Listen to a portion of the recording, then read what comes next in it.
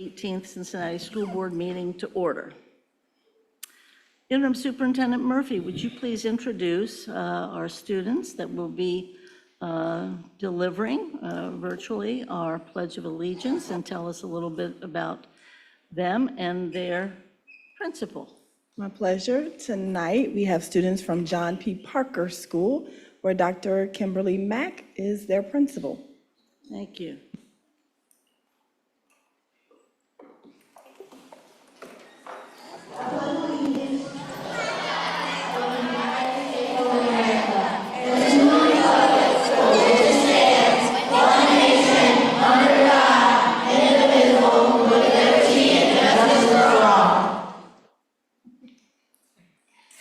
I'd have to repeat that one. Thank you very much. Treasurer Wagner, would you please call the attendance roll? Mr. Craig? Here. Mr. Crossett? Here. Mr. Lindy? Here. Ms. Mapp? Here. Dr. Moffitt? Here. Vice President Weinberg? Here. President Bolton? Present. Vice President Weinberg, would you please explain how the public may participate virtually? Yes. Members of the public who are online and wish to speak during our hearing of the public may do so by clicking the chat button now. The chat feature will be open for your request for 5 minutes. If you would like a direct response to your questions, please make sure to share your name, affiliation to the district, school community, topic, and also your contact information. Thank you. The chair will now entertain a motion and a second to approve the November 18th business meeting agenda. Do I hear a motion? So moved. So moved, thank you. Second. Thank you. We have the motion and the second. Did you get that, Treasurer? Was Dr. Moffitt the motioner? Okay, thank you. Thank you. Would you please call the roll, Treasurer Wagner? Mr. Craig? Yes. Mr. Crossett? Yes. Mr. Lindy? Yes. Ms. Mapp? Yes. Dr. Moffitt? Yes. Vice President Weinberg? Yes. President Bolton? Yes. Thank you all. Tonight's agenda has been approved as posted. Appreciate it. Board Member Lindy will start us off regarding old business, perhaps among the most important of our business as a board. Mr. Lindy, as policy chair, would you please get us started with this discussion and presentation? Thank you very much. I thought I would start with just a recap of where we've been on this topic over the last several months. Folks may remember that at the September Policy Committee meeting, we discussed a draft set of revisions to the policy for how our board evaluates superintendents. After that discussion in Policy Committee, we came back to the board in September and asked if board members would share any feedback or ideas they had for how to make that draft a better one. I'm really grateful for the fact that we received, I think, feedback from everybody, which was enormously helpful. We took that feedback back to the October Policy Committee meeting, where we started to work through those notes, those ideas. There was so much that we didn't get through all of it, but we got through a first good chunk. So we brought back the updated but not recommended version at the October 28th board meeting. Shared back with everybody, here's where we're seeing some agreement across really all 7 board members. And then we ticked through here some of the issues where there does seem to be some continued disagreement. We collected more feedback from the board at that October 28th meeting.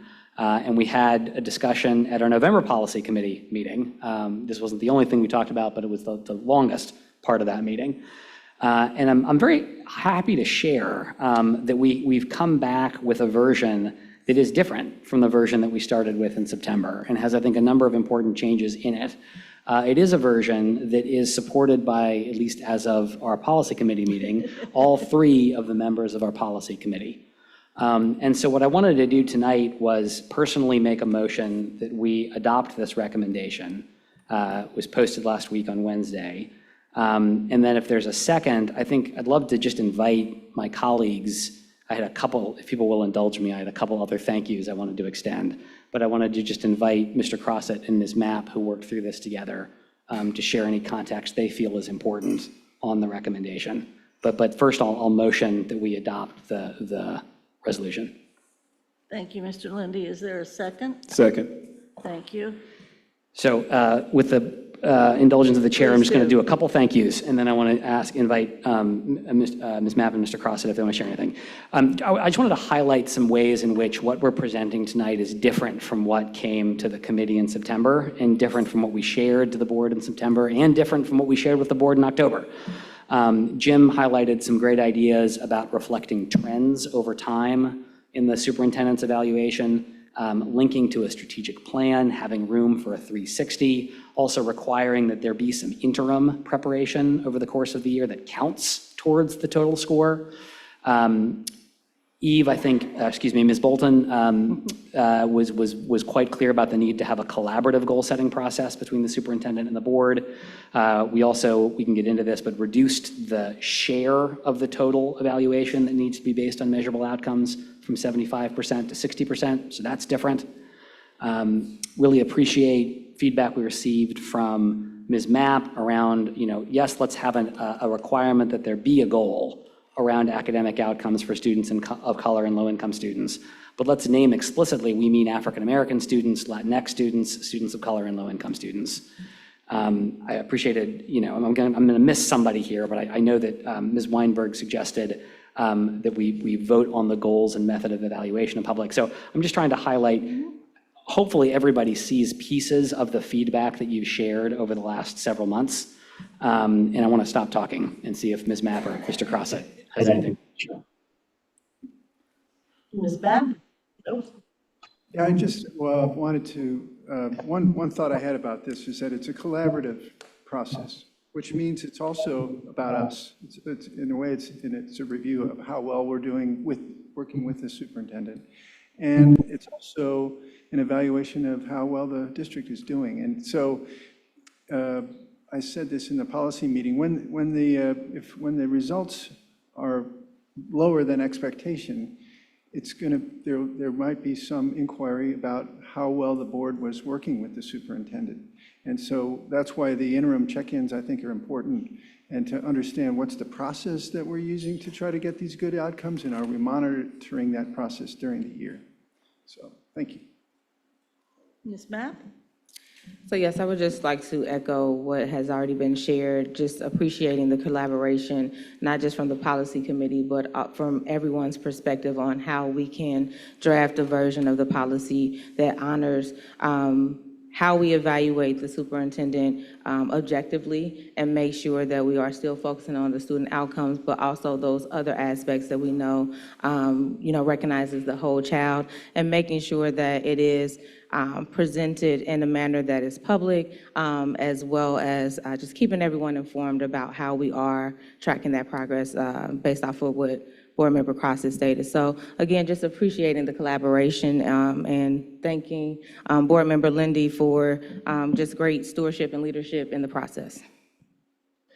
I think the very last thing I'd say, is just to flag two things here as people look at, we probably saw this already, but there is no infrequent scenario sessions in this version. If you remember the first draft from September, there was a series of, here's what happens if the board hasn't followed, or if, say, a superintendent starts in the middle of the year, like just anticipating some things that may come up. That's not in the recommendation. The reason why it's not is it just took this long just to get this first part, to get all clear with all three of us. And we wanted to move something forward tonight. I don't know if we're going to be able to get to a recommended version of the infrequent scenarios before this year is over. We might not. But this was ready, and so we wanted to bring it. The last thing is, there is this balance that just became really clear from people's feedback, and I hope you see it reflected here, that a good evaluation policy should have some structure to it. But it should also not unnecessarily tie the hands of future boards and future superintendents. There are going to be things that happen. There are going to be weird years. The dynamics around the district are going to change.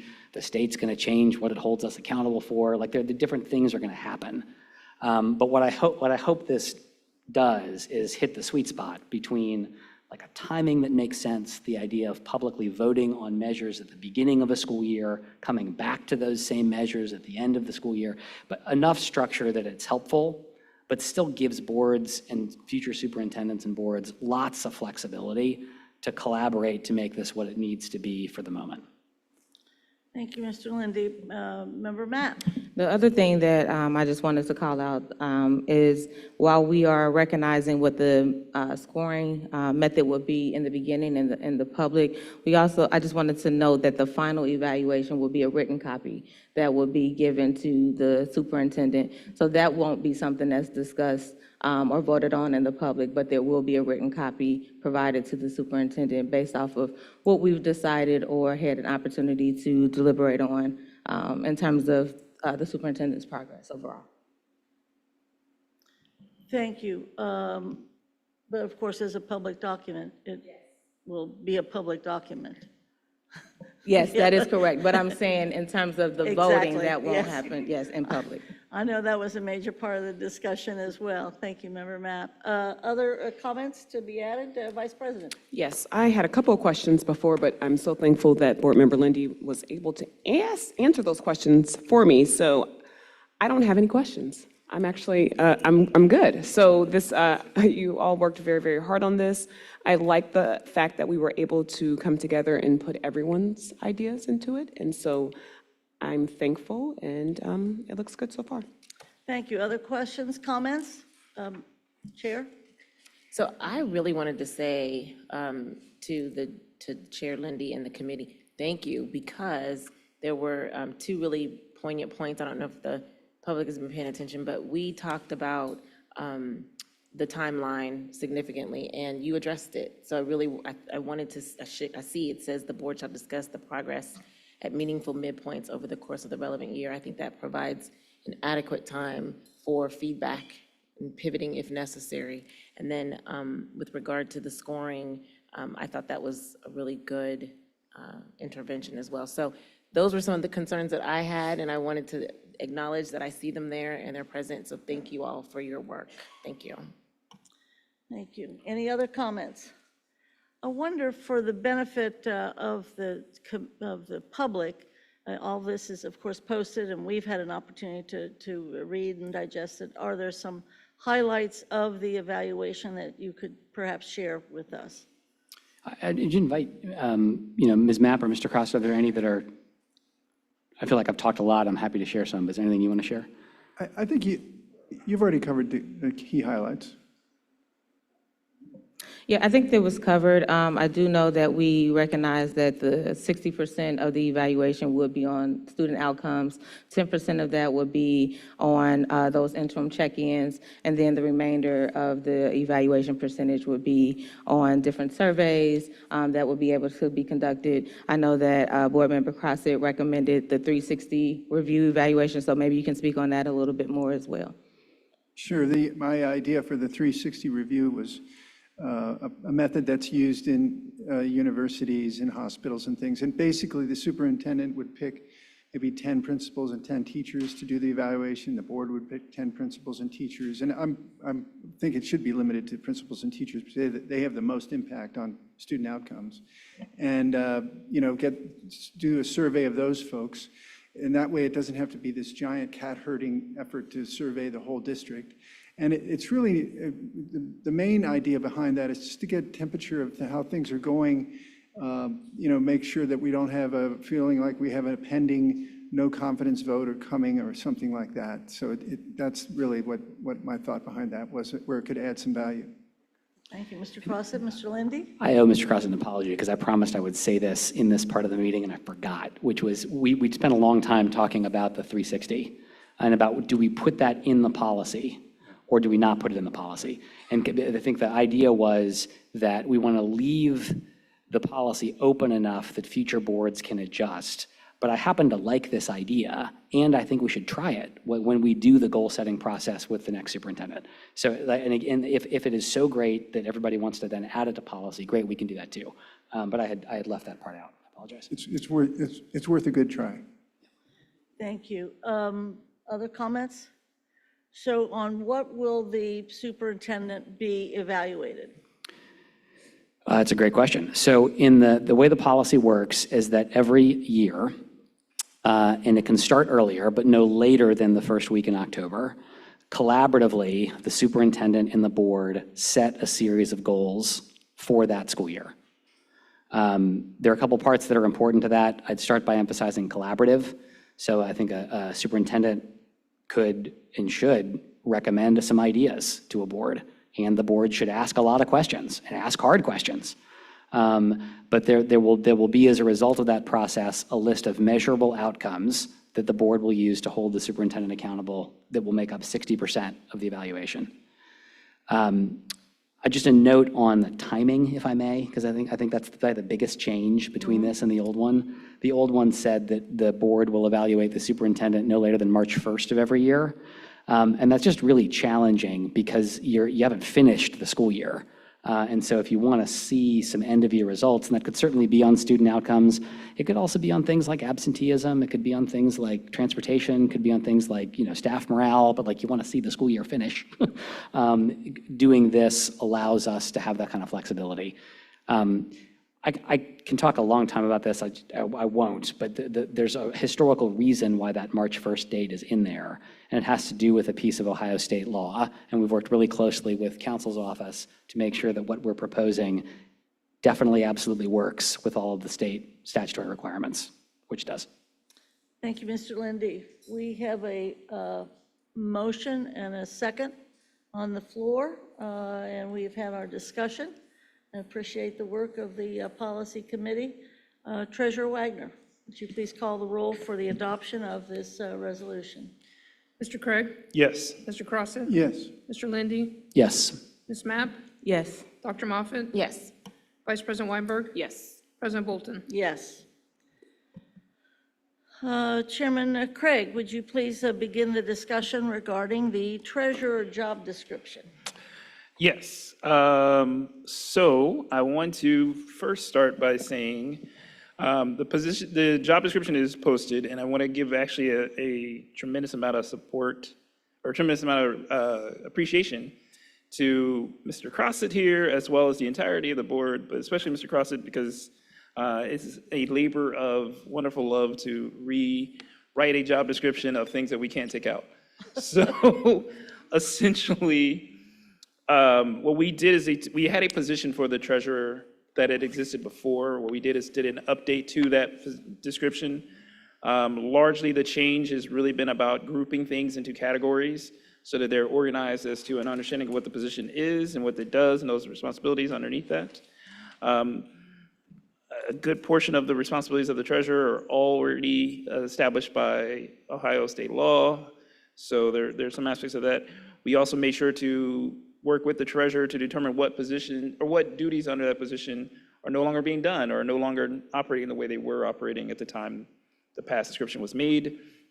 So as a result, we created, I think it's 6 different categories of duties, include financial reporting, financial management, financial planning, administrative duties, and additional duties, as well as just the other general duties of the, or general statement of duties of the treasurer as the Secretary of the Board of Education. So those roles specific to that. So we also identified the requirements. This is important for us as we get ready to head into the search process to ensure that we have a accurate job description that serves as the basis for the treasurer search. And so I don't know if we want to do a vote on this or. Well, that's a question. I don't know if folks have had the opportunity, we've all had an opportunity to see it, and any questions that anybody has about the job description, and then they do have, I mean, we can do it as a resolution or as, if that pleases you. So motion makes no difference? Motion? Okay. So I would make a motion to adopt the updated Chief Executive Financial Officer Treasurer position description. Second. We have a second from Ms. Mapp. Open to discussion. Any further discussion? Mr. Lindy? Just want to say thank you and good work to Mr. Crossett and Mr. Craig. I agree. It's very important work. Somebody's got to do it. Okay, we'll take roll call in for that motion. Mr. Craig? Yes. Mr. Crossett? Yes. Mr. Lindy? Yes. Ms. Mapp? Yes. Dr. Moffett? Yes. Vice President Weinberg? Yes. President Bolton? Yes, the job description for the treasurer has been adopted, and now we will move on to new business. Do board members have any acknowledgements or announcements for us today? Anyone? Member Matt? So yes, I just want to extend kudos to the Suzuki program. They had a wonderful performance as always at North Avondale Montessori. So it was just great to see all of the amazing artistry from the students as well as from the instructors. So if you have not had an opportunity to see one of their performances, I highly recommend that you attend at their play-ins. And then I also want to extend just a kudos to Interim Deputy Superintendent Dr. Smith because of her amazing work and idea with the book club. And I just want to share my own personal experience. So I've been going to Ethel Taylor. And I've been reading President of the whole sixth grade class with my sixth grade girls. And they are just so excited and engaged in the text. We're having so much fun. And one of the things that really stood out to me as I was preparing my lesson and allowing them to have their own side conversation for a moment, they were talking about their data. And so they were saying what reading level they were on, and they were all excited to share, regardless of whatever reading level they were at. They were excited to engage in the conversation. And so I'm a firm believer in our students knowing their data and knowing what they're striving for and reaching those goals. And so kudos to you, kudos to the teachers at Ethel Taylor for having the data talks, as well as Principal Hedden. So, and also my partner who's working with the males, Mr. Eddie Hawkins. He's having a great time too. So. Well, great. Thank you. We got that. Thank you. Any other board members have announcements or acknowledgements or kudos, using the old vernacular? So I won't steal the one because I know it's in the superintendent's announcement, so I'll let her be the leader of that one there. But I do want to also remind all of the folks watching, as well as folks here, as well as the board members, as well as all of the staff, that it is still not too late to sign up to be a part of the Cincinnati Regional High School Ethics Bowl competition, to be either moderators or judges, or just to volunteer and help. It's going to be, I think it's actually the largest year we've had it. It's 2 days now because it's grown so large in the community in just 2 years. With the number of our schools that are participating, and it would be nice also to have the support of families, parents, and community members who want to look at ways to volunteer. We can certainly share out the dates again, and share out the information to link folks out to it, to volunteer, but they basically need a lot of people to help judge all these wonderful students. And if you've never seen High School Ethics Bowl, it's where our students are talking about issues that are public discussion issues, public issues of debate, and a way to discuss their positions on it, responding to those other side's positions, and really using a very persuasive method of discussing topics that are really deep and heavy. I was super impressed the last few years that I've gotten a chance to judge. In some cases, I had to rethink my own thoughts on these issues as a way to evaluate. I was like, well, wait a minute, I didn't change my mind. But it's great work. And then also the first year we did the regional, Walnut Hills won the regional competition, and so we got to bring it back to CPS this year. But then they go on to national competition as well. So I just want to remind folks to, if you haven't already, or if you can still share it out, I'm happy to share it out to however way we can to make sure folks are signed up and they have enough volunteers. And Chair, Craig, kudos to you because of the leadership that you have shown in moving this forward in such a big way. Vice President. I would like to give a quick kudos to our interim superintendent, Murphy, and her team for a wonderful state of the schools. It was an amazing opportunity to see our students also highlighted and to see the district highlighted as well. So I'd like to give them a round of applause for their hard work. Thank you so much. Any other acknowledgements? Mr. Crossett. I want to give kudos to the Taft High School football team. Yeah, there for we their go. great victory over Now Indian let's Hill get last real. Friday. Excellent. Member Moffett, and then we go to our illustrious treasurer. So two of mine were already taken, so kudos for the state of schools, kudos to the senators. And then we had a really great joint city CPS meeting last week. And I want to say thank you to the staff that came to downtown Cincinnati City Hall and to the board members that came. I got some feedback from someone who said that they really, really enjoyed having the collaboration. Hope that we do more. I don't know if we're going to do them that late again, but we have planned this. We've been doing this now for, I think, about 2 years. And the next step is to add the county on board because we're advocating for the best interests of our students. And it's really a collaborative effort. So thank you to Superintendent Murphy and her team that showed up, Dr. Smith. We really, really appreciate all of you all working together for the benefit of our kids. So thanks for that. And then, the senators, absolutely go senators. So congrats. Thank you, Member Moffett. Treasurer Wagner has some kudos. Thank you. I just wanted to publicly thank the Human Resources Department, Information Technology, and some members of the Treasurer's team. So you know that we have this new requirement to have every employee, all 6,000 of us, go through the fraud prevention training. And so the FinTech team, financial tech team, 5 people, hosted a help session, and I think facilities must have sent a busload over because they were quickly overwhelmed.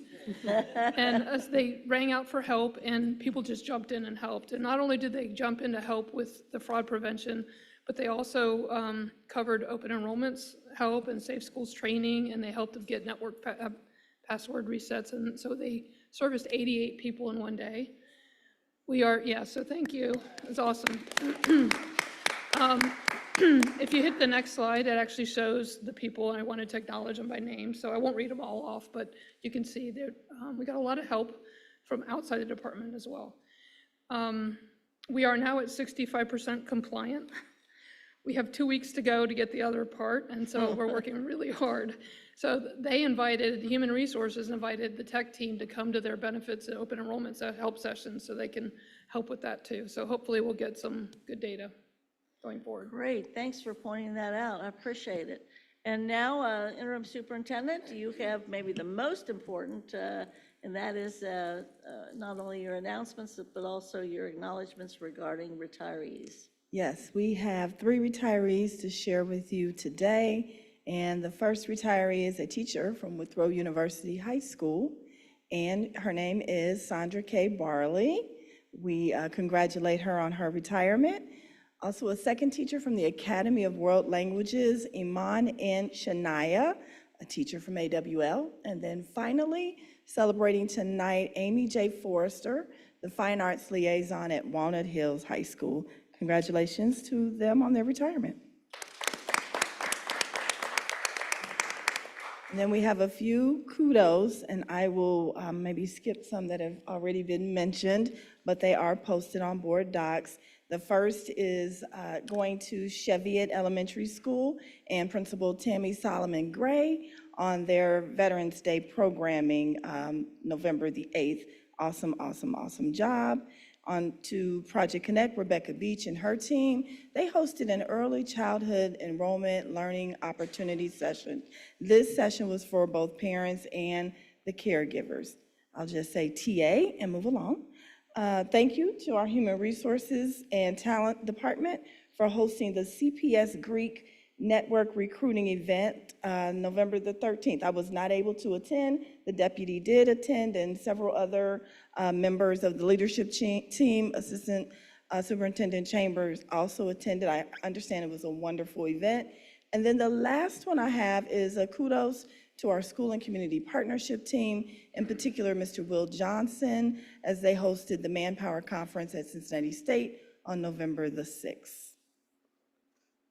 Thank you, Interim Superintendent Murphy. Madam Vice President, the chair is yours. Would you please conduct the hearing of the public? Yes, thank you. We are now at our item on our agenda for hearing of the public. Each speaker will have 2 minutes and will address all comments to the presiding officer. If you are online, once the request to speak has been granted, you will be invited to enter.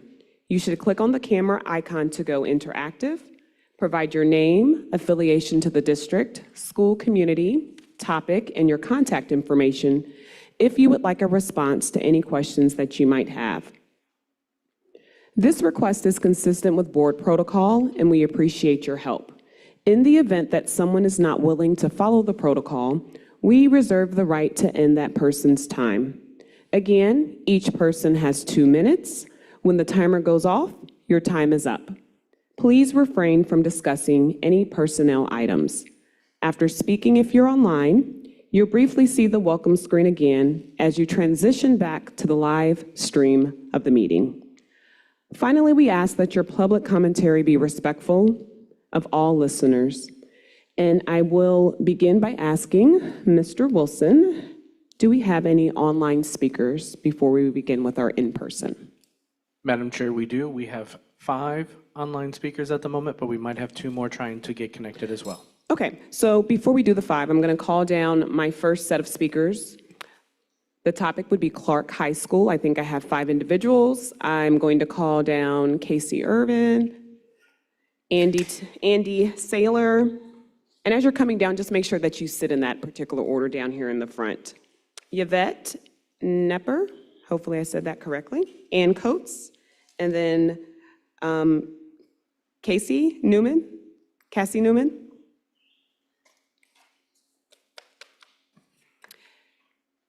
Oh, you went all the way over there. You can just sit closer to the mic because whoever the first person that I called should be in the first seat. Yes, very good. Okay. All right, thank you so much. We will begin with our online speakers first.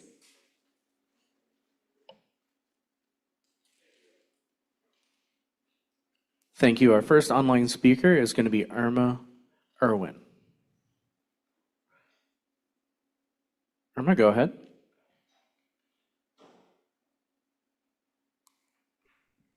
Hi,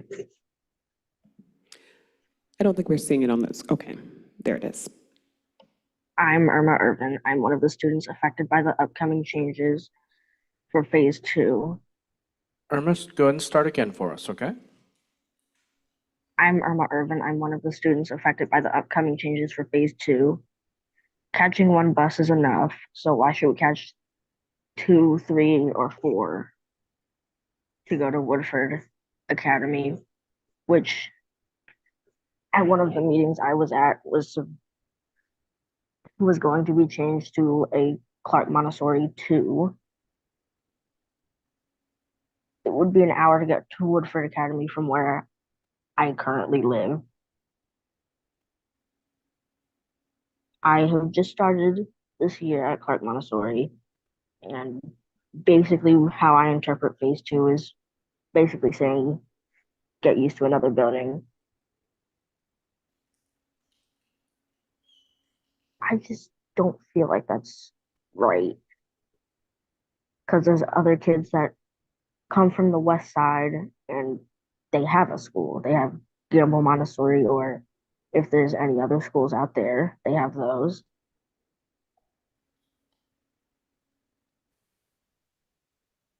Basically, what I'm just trying to say is, because of all the changes and practically everybody being moved from one place to another, everyone has to get used to another place. And it's basically a lot of stuff being jumbled around.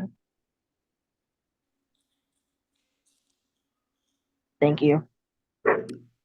Thank you so much.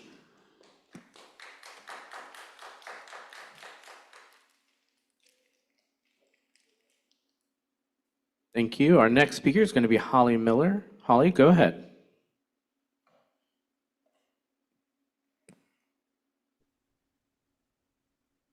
Hi, so I'm Holly Miller. I am your medically fragile preschool teacher at Roselawn Condon. But what you guys might not know is that I am bringing my 5th child.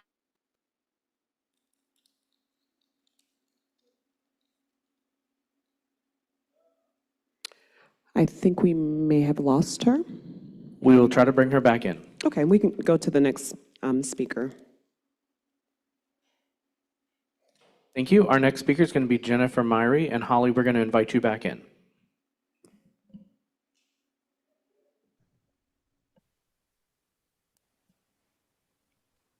Hello, my name is Jennifer Myrie. I am the chair of the Education Committee for the Cincinnati NAACP, and Joe Mallory is our president. The purpose of our organization is to improve the lives of Black people, and in this case, Black students and educators in Cincinnati Public Schools. We appreciate your time tonight and ask for the following: forward data on Black student achievement, graduation and discipline, as well as Black employee hiring, retention, and promotion. Include the Public Safety Academy in the career and technical implementation of the growth plan, and suspend any decision to move forward with the proposal until you have documented input from stakeholders in all of the impacted communities. During the October 28th school board meeting, the CPS Phase 2 plan was shared publicly. There were 51 community meetings that occurred throughout the planning of this proposal, and there were no meetings with the Cincinnati NAACP. However, last week, we received a request from Cincinnati Public Schools leadership asking for 5 minutes to share the Cincinnati Public Schools growth plan with the NAACP general body and Avondale community. The Cincinnati NAACP unit serves all of Hamilton County and celebrates a footprint of advocacy beyond CPS and Avondale. How is it possible for CPS to publicly introduce a plan to move students, schools, and staff that potentially violates the Ohio Revised Code 3311.74, the Equal Educational Opportunity Act of 1974, or even CPS Board Policy 7560 without intentionally engaging members of our diverse community? Community engagement values the collaboration with data that is required to produce the best outcomes for our most valuable constituents, the students of Cincinnati Public Schools. To presume that this level of engagement can be achieved in 5 minutes demonstrates either a lack of awareness, arrogance, or simple disrespect for the Black community. And the hard truth is that we still haven't received the data for CPS Black students or employees, despite our support of the 2022 levy. We are respectfully declining the request. Thank you very much.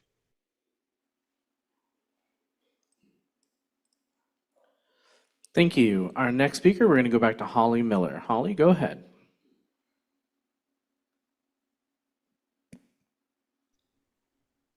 Hi, sorry. Can you guys hear me? Yes, we can hear you.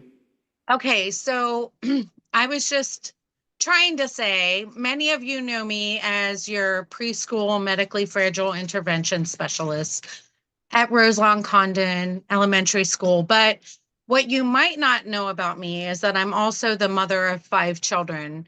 And all 5 of my children, well, my 5th is still obviously in school, but have graduated from Cincinnati Public School District. So what I want to talk to today, and I'm going to channel a little bit of Mike Morawski here, if you guys don't mind, but I just want to say, with the House Bill 104 that has passed, I really think it's important for the Inclusion and Equity Committee to think about how we are going to include our transgender brothers and sisters who we work with and who come into our schools every day. And so I'm urging this board, I hope one of you would at least make it an assignment to have every school designate at least one bathroom that's gender neutral. And I know it hasn't always been an issue, but my daughter is struggling a little bit with pottying at Gamble Montessori High School. And so the signs aren't permanent, they are made by students, etc., and they are torn down often. And so I hope that we can work together to designate safe places, again, for our students and our staff who identify as other, as we move into a new political climate. Thank you so much. Thank you. Our next speaker is going to be Nicole Perkins. Nicole, go ahead.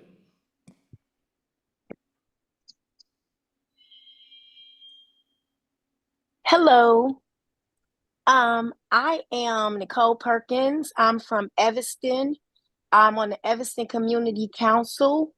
I was reading the plan, which I definitely oppose. I read there that there was going to be community engagement. Community engagement on there is listed for this week, Thursday for my community.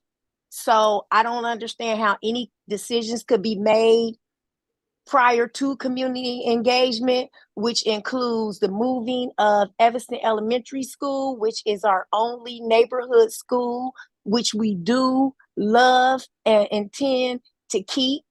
Also, even the fact of voting tonight or trying to vote on a superintendent when we have not been engaged on the practices and policies that would help us make a good decision. We thought that there was going to be an open plan for that decision and also for plan 2 or phase 2. I have a question. South Avondale, where I have a disabled godson that goes there who just started this year. How do you all propose to make it easier or more efficient for all these students that have learning disabilities? And how do you intend to keep students in their communities with all the gentrification that's going on? And last again, are you intending on voting on anything tonight that the community has not had an opportunity to have input? I see there's a lot of meetings supposed to be going forward in the future, but how do we determine things right now? Thank you so much.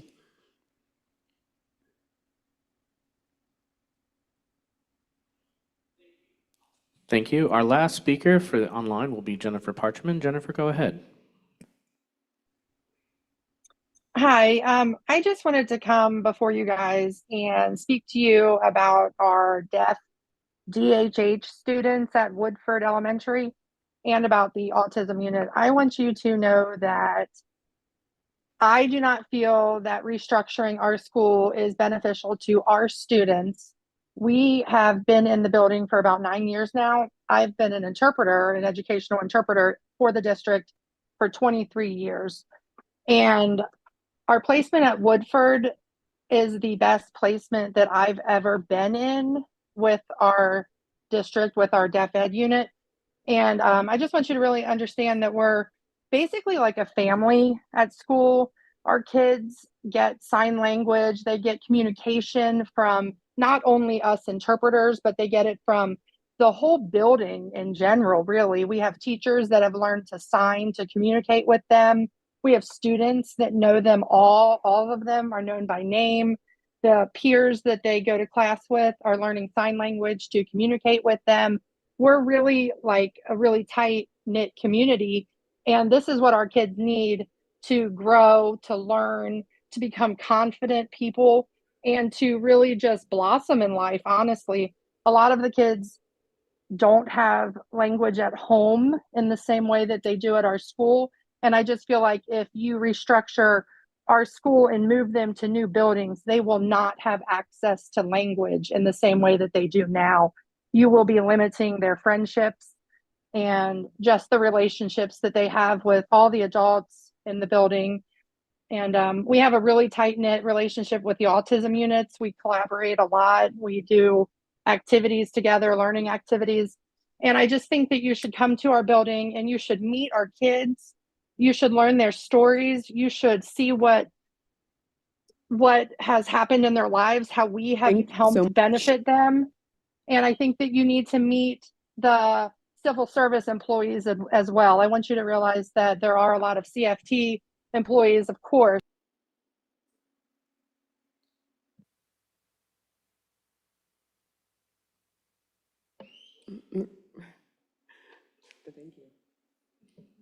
All right. Was that the last speaker? Okay. We will go ahead and get started with our in-person. Our first speaker, the mic is yours.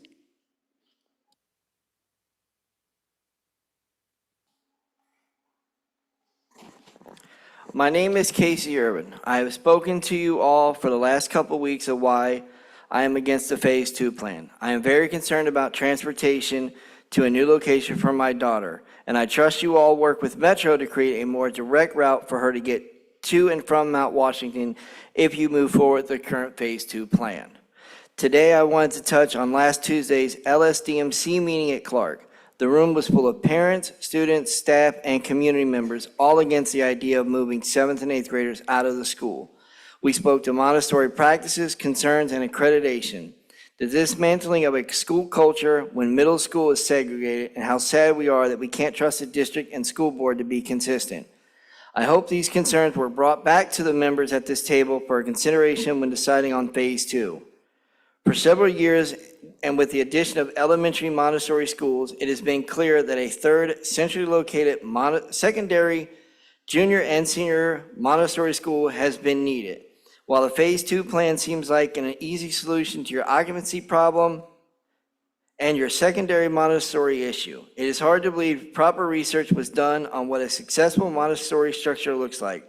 I hope to hear from the experts you spoke to when making this decision. Lastly, to say it again, the families of the district are trusting you to keep our children safe on their routes to school and when making decisions that impact their educational futures. Thank you.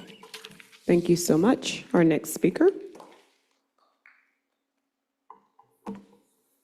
Hello, my name is Andy Saylor. I'm a proud graduate of Clark Montessori Junior and Senior High School. I serve as treasurer for the Clark Montessori School Foundation. I spoke at the last board meeting of my experience of Clark Montessori, which was furthered by the opportunity to learn alongside students of all grades. When I first heard of the proposal to change Clark Montessori Junior and Senior High School from 7 to 12 to 9 to 12, I could not understand the benefits. However, as my Clark Montessori experience taught me, I knew it was important to understand the reasons why this might be appropriate. I reviewed sources and spoke to my community members, but after the last board meeting, my concern over this plan grew, and it has since then. Every time more information is shared about this proposal, I leave with more questions, which is the opposite of how I should feel, and I think that a lot of people identify with that. As a member of this community, a voter, a taxpayer, a lawyer, and an alumni, I know that this plan is wrong. We have a lot of community partners, whether it be the other elementary schools or the other Montessori secondary schools that we align with. No one is confirming that this is a good move for our district. And I'm concerned about the equitability of it as well as just being heard. Additionally, the funds that this is taking, I'm looking forward to seeing the comparison. It does seem like a lot of money to make this decision, and I'm not sure that it's been exhibited what the alternative is and if that alternative is feasible financially. So looking at it both from the logical and emotional perspective, I'm having a tough time grasping that this is a good move. I'm looking to see more additional information so that people have a more clear picture of this proposal. And my question is, how can we proceed without a clear plan that has not been confirmed by data or community support? We heard of the LSMDC meeting and how much we heard from parents, and just, again, there's just not the community support that we're looking for. So I'm hoping that you are able to listen. Thank you so much. Thank you. And our next speaker. Hi, my name's Yvette Nepper. I'm a parent of a 7th grader at Clark Montessori as well as a 4th grader at Sands Montessori. I went to the LSDMC meeting held at Clark the other night, and at that meeting I chose to observe, listen, and attempt to understand without inserting my voice. However, when I left the meeting, I spoke with someone in the parking lot, someone who I'd never met before, and she says, it just feels like they've already made their decision. And I agreed with her, because on some level, we're animals and we can sense this sort of thing. And I hope that I'm wrong about this, and I know that you guys are not villains. But what I witnessed the other evening was a group of people who care deeply about Clark Montessori, who care deeply about its unique melding of community, mentorship, and education. A group of people who were doing everything in their power to make compelling arguments to the school board so that they could fully comprehend the damage that they would be doing if they moved forward with what appears to be an ill-conceived plan derived from faulty numbers and very little community input. Had there been input from more stakeholders earlier on, the school board would have realized how little support there was among the Clark community for this plan. So what I really want to say here is that it feels wrong for you to do this. It feels wrong for you to make these decisions without input from people who will be impacted.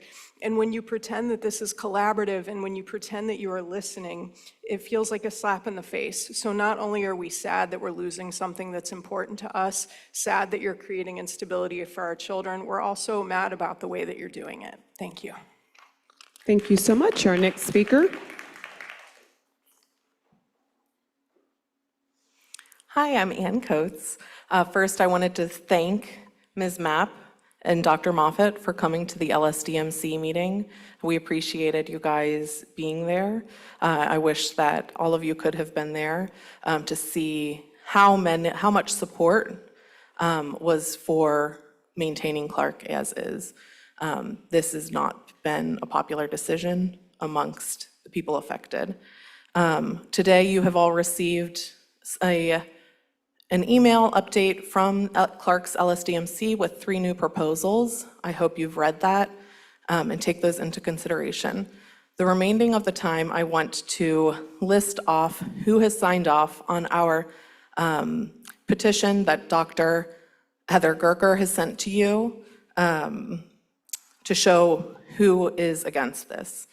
We have an American Montessori Society sign off, Deputy Director of Cincinnati Montessori Secondary Teacher, Practicum Director, Cincinnati Montessori Secondary Teacher, Cohort Director of the Cincinnati Montessori Secondary Teacher, Clark Co-Founder, Clark Teacher, Clark Staff, Clark Parent, Clark Foundation President, Clark LSDMC Chair, Clark LSDMC Representative, Clark LSDMC Teacher Representative, Clark LSDMC Community Representative. This is 533 people as of now.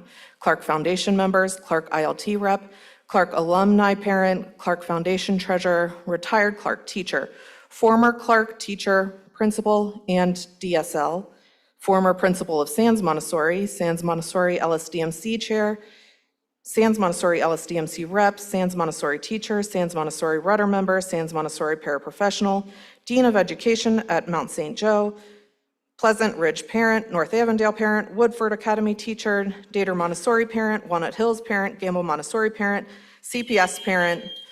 Thank you so much. Obviously, I wasn't done. Thank you. And our next speaker.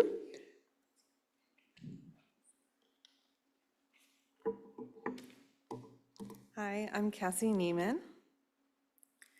And I've addressed you twice before and also spoke with Dr. Moffett and Ms. Mapp at our LSDMC meeting for Clark. And honestly, right now, I don't know where we're at, so I don't know what to say.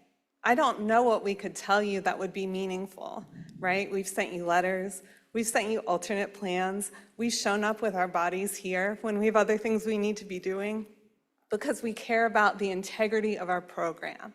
It's not that we don't want change. It's not that we don't want more kids to experience secondary Montessori, because we do. But we want that decision to be made with intention. We want that decision to be made looking toward the future. And this feels like it is unintentional. It feels a spur of the moment. It doesn't have enough community involvement. It just feels like a poor decision. But we're also in the dark. We don't know when you'll be voting. We don't know what kind of information would impact you. We have, our accreditation process. Someone asked me, does the board know that Clark and Gamble get accredited by a separate institution called the American Montessori Society? And I thought you guys all did. I hope you all know that. So this would put our accreditation at risk because we don't have community involvement. The AMS is looking for the community to want the change. This community, I hope, is clear, and if you have any questions, let me know. We don't want this change. Thank you. Thank you so much. Our next speakers will be Elena Jordan Keller. You can come on down, Katie McOwen, and then Christina Ulrich, I think.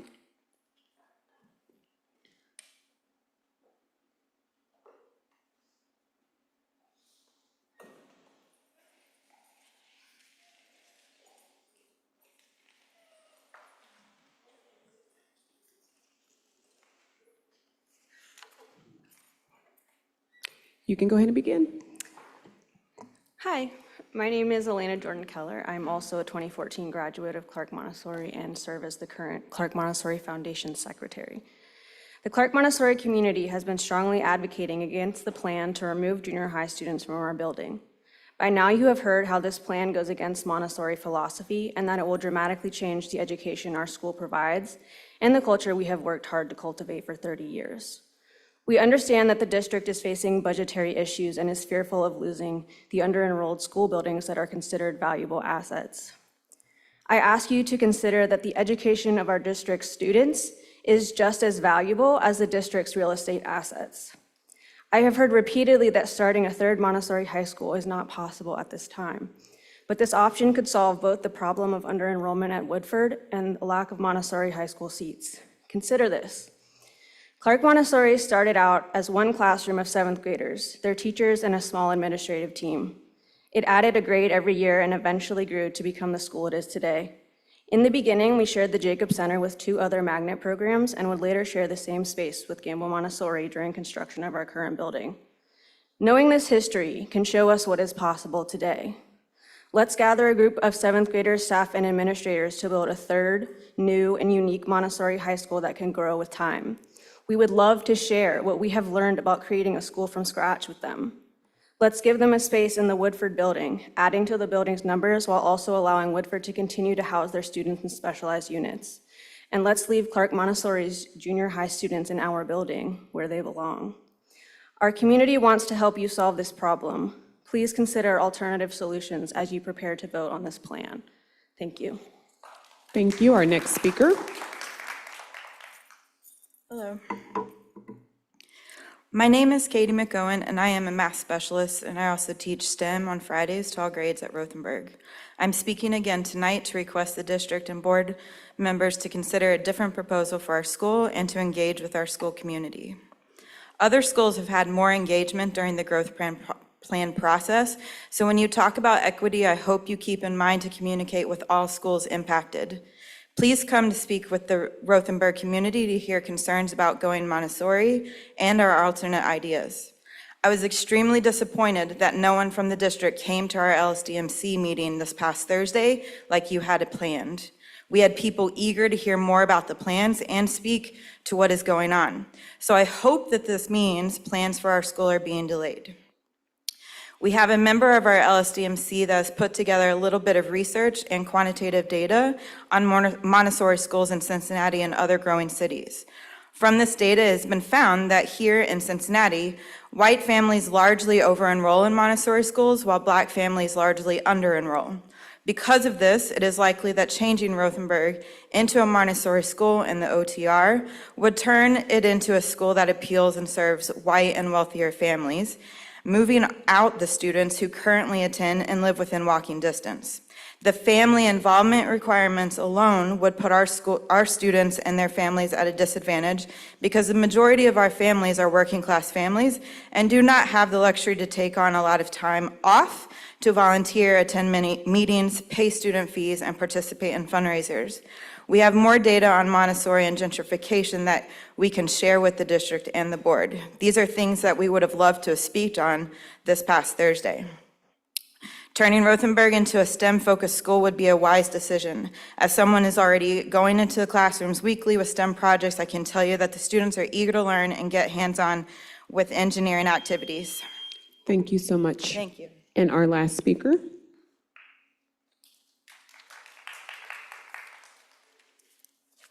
Hi, I'm Christina Ulrich. I'm a John P. Parker parent and PTO president. We have been reviewing the previous meetings regarding the proposed changes, and we're hoping for some further clarification regarding the specifics for the changing boundaries for our neighborhood on the matriculation plan, specifics regarding the potential Kennedy Heights change, because we would, of course, want to keep our families at our school, and to just ensure that our total enrollment won't be reduced due to the changes. And then I've also been catching up on the Health and Safety Committee, and I want to just make sure that John P. Parker is on the radar for pedestrian safety. We have school zone and crosswalks that are completely ignored, and it's really unsafe for any kids walking to school. So that's all. Thank you. Thank you so much. We are now at the close of our hearing of the public, and I want to thank all of our speakers today.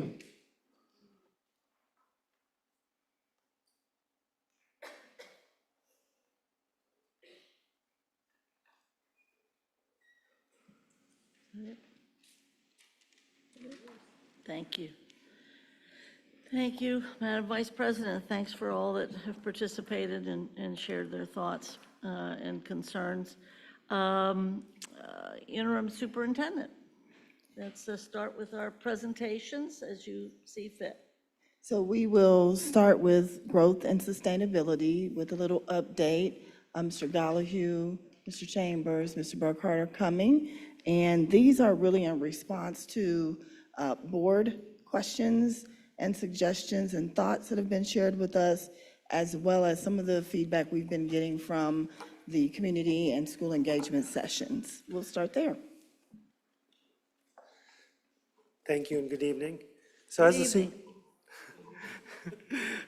the superintendent stated, some of these are discussions that came out of the last meeting where there were questions posed to administration. So we hope to answer some of those questions. The first is, what is the problem and or problems that we're trying to solve here? The first and foremost is redesigning of the school district within 3 geographic corridors aligned to each one of the neighborhoods based on capacity, enrollment, and attendance. As we found that we have some schools that are over-enrolled and over 100% capacity, while others are well below 40%. As we analyze and strengthen the program, we want to achieve an equitable access within each corridor. We want programming within that corridor to be succinct so that every student has the same ability to go to a program within each corridor. We obviously wanted improved transportation based on this so that students could stay within their corridors or go from east to central or west to central corridor to be able to get to their school so that the programming needs are also aligned. Second to last, we wanted to establish a continuum and a creation of middle schools across each corridor so that we could have a 6-7-8, 7-8, or 5-6-7-8 school within each corridor. And then finally, evaluate the policies and procedures regarding the high schools of choice. So as we move forward, the second question that was asked of us is, what is the impact? What do we hope to achieve? So first and foremost, as I said, with the first problem that we're trying to resolve is we're trying to right-size schools for fiscal year 26, but also beyond that, in looking down the road over the next 4 or 5 years, then the next decade, to make sure that we don't have overcrowding of schools or underutilized buildings. We also want to create an equitable access to curriculum pathways, and those pathways are within each corridor throughout each one of the 3 district-wide. We want to also want to address all of the middle child's unique needs. We've discussed this at length, that the middle child needs a separate set of has a separate set of unique needs that we want to make sure that we address. Throughout our plan, we want to make sure that those middle school child needs are specifically met. The wraparound services at the WRAP will provide a more extensive set of experiences throughout the entire community. As we look at the WRAP and the services that we provide specifically to those homeless students and beyond, that we know that we have a lot of work to do around that, and this provides us yet another place for that to happen. And then phase 2 also provides the building blocks for phase 3. We realize within phase 2, as we did with phase 1, we're setting each phase up for the next set of building blocks to set us up for the next decade, the next 2 decades, and the next 4 decades. Came prepared tonight. So in addition to the problems and the impacts that Mr. Burkhart's already covered, as we've continued with our engagement, both with community, families, staff, and as well as questions and comments from the board, we have looked at some additional implementation adjustments and options that we wanted to bring forth tonight is what we're calling phase 2B. Largely, these are in response to or in reference to 2 specific but very closely related areas of feedback we've heard a number of times. One is around the speed at which we're looking to make some of these changes, right? So some of that commentary around slow down. The second one being, what are a number of options and what things are comprising the plan that we can look at as additional options that don't have to all be done at one time, right? So we've prepared a list of options below here. Each item kind of addresses both of those in part, some on a small specific scale and some on a much larger scale as additional options we would like to explore or at least consider. So the first one is to consider pausing the transition of Rothenberg Academy to the neighborhood Montessori that it was originally in the growth plan phase 2. So this would mean maintaining Rothenberg and Hayes in their current pre-K through 6 grade band configuration, which should maintain their current enrollments, as you can see there, both about 60% utilization going forward is what we'd expect that through phase 2. The second option would be to consider going forward with a consolidation of Rothenberg and Hayes into a single elementary school in the Rothenberg building. So this could potentially open the doorway for relocating the services and staff from the Ed Center in this location to that Hayes building and clearing the way potentially to look at selling the Ed Center property and location, this very building. The third alternative, implementation adjustment we wanted to consider exploring was, if you recall, during in the growth phase 2 plan, it called for looking at relocating the preschool from the Vine Street location to Taft Elementary. So we would like to explore also what the reverse of that could look like. So if instead of going from the preschool program from Vine Street to Taft, what if we looked at maintaining the preschool in the Rising Stars at Vine program, which also could potentially receive the preschool then from Rothenberg to ease that transition of merging Rothenberg with Hayes if we were to pursue that option. And allow for the second part of then moving Project Connect and what we've determined the RAP to William H. Taft Elementary as an alternative. So what this would essentially look at for Taft would be the loss of its magnet status and its students being offered the option to return to their neighborhood schools. That does leave a population and the Taft attendance boundary that exists today of about 66 students. So we would have to look at those students and that attendance boundary to redistrict and attach to an additional or to a different attendance boundary. The 3 closest ones obviously being Rothenberg, Rockdale, and Frederick Douglass. So we would look at redistricting that area to one of those 3 locations. The fifth item, if you recall, we looked at the attendance boundaries on the west side. And of course, we want to continue exploring and looking at those attendance boundaries throughout all of phase 2 and beyond. But specifically, we looked at the Carson boundary and shifting the boundary on the east side of Carson between it and Reese Price to the west. Recall that was going to affect about 75 students moving to Reese Price, and we want to look at something very similar on the west side of Carson as the boundary between it and Covedale. So it's a little more limited. There's a few less students on that side of the attendance boundary, just in the geographic area. But looking at an area from that boundary where they combine to around the Glenway and Rapid Run intersection would provide us an additional approximately 30 students to be redirected to Covedale, which would then, if you recall, our Carson numbers from the first consideration really only brought us to 100%. It didn't get us completely out of that overcrowded situation we were trying to address. This brings us down to around 95%, still high, but gets us a little bit additional, so that every little bit can help. The sixth item is looking at, and this one has come up a couple of different times in a couple of different ways, but the consideration of right now, the plan calls for 7th and 8th grade classes and cohorts to be moved in whole to either a middle school or a junior high. So the questions have been proposed about what if we were to maintain the rising 7th grade students into their 8th grade class at the current high school that they attend. So we talked about that at our last presentation, and we talked a lot about the impacts that has regarding specialized units first, and that that it causes issues with either the 7th or the 8th grade not having a peer group to share at the location if we were to split those, and the staffing implications of that, which really scale out to the entire 7th and 8th grade teaching teams, scheduling that we currently do, where you may have a teacher that teaches all of your math courses for 7th grade in the morning and all of your 8th grade math courses in the afternoon.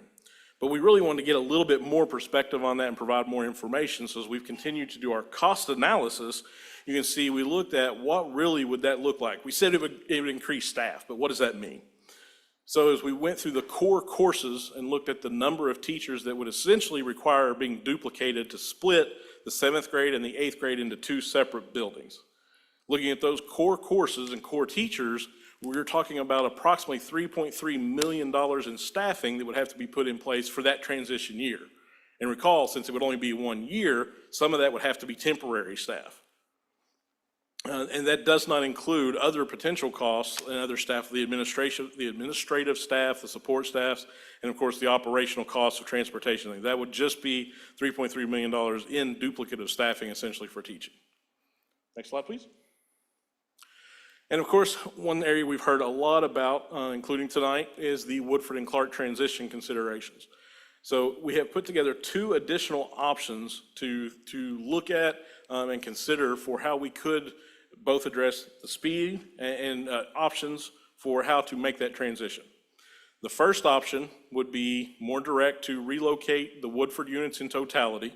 That would include the hearing impaired, the deaf and hard of hearing units, as well as the CHIP students, to be moved completely together as a unit, relocating the preschool classrooms both to the local elementary schools that are nearby, maintaining the Woodford grades 1 through 5 for 1 additional year, meaning we wouldn't enroll any additional kindergarten students. So next year there would not be a kindergarten class. The current 6th graders would matriculate out. So you would just be maintaining this year's 1st through 5th grade class.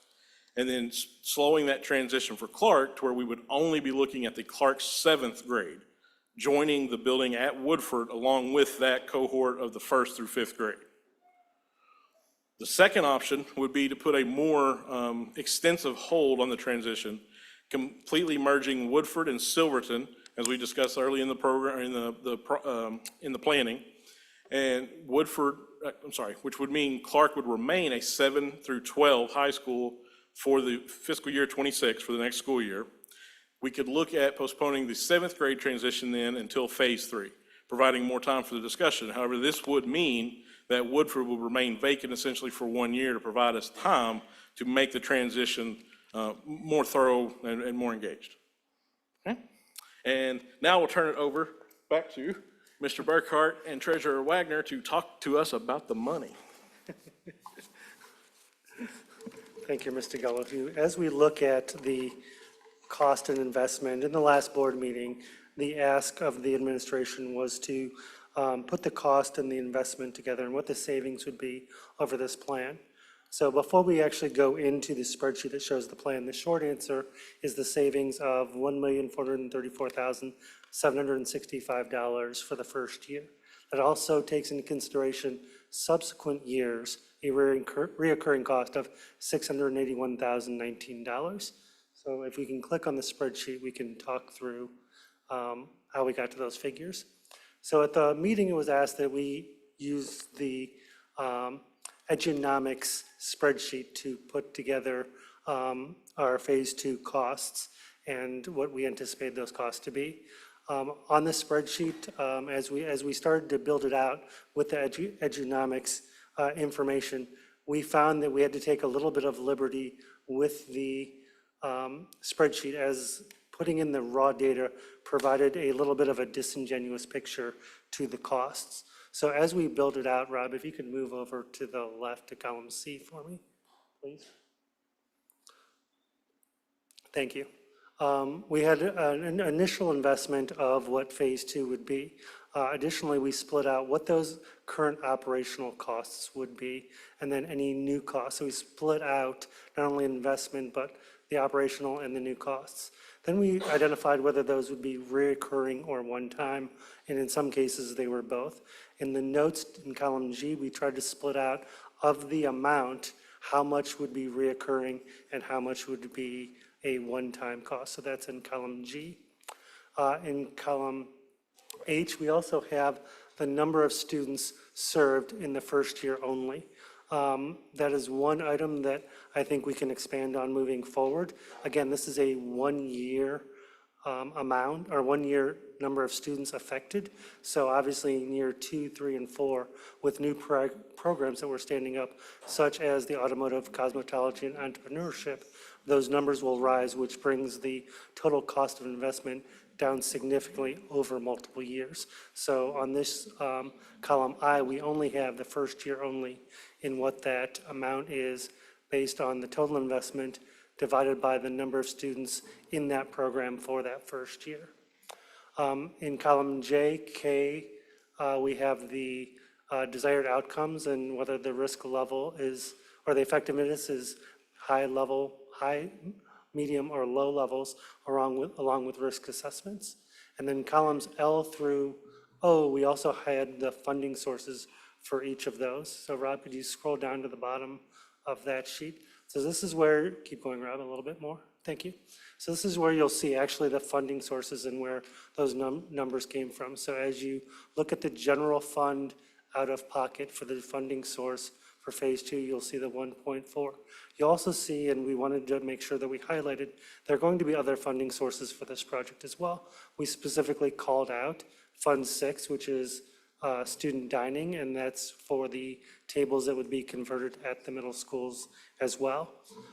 In relation to the overall costs, or the reoccurring costs, most of those, the 600,000, are CTE staff that would be new and reoccurring as we stand up the CTE programs, an athletic coordinator, IB program costs moving forward from year to year, and public safety staff.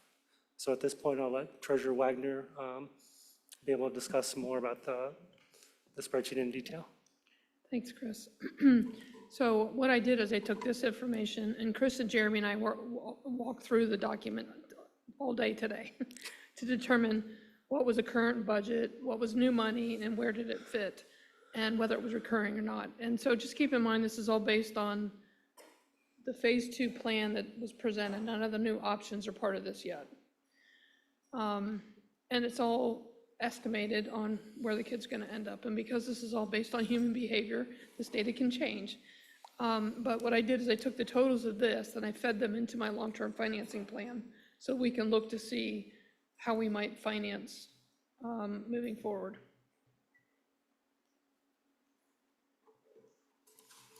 With that, I believe that is the end of our presentation.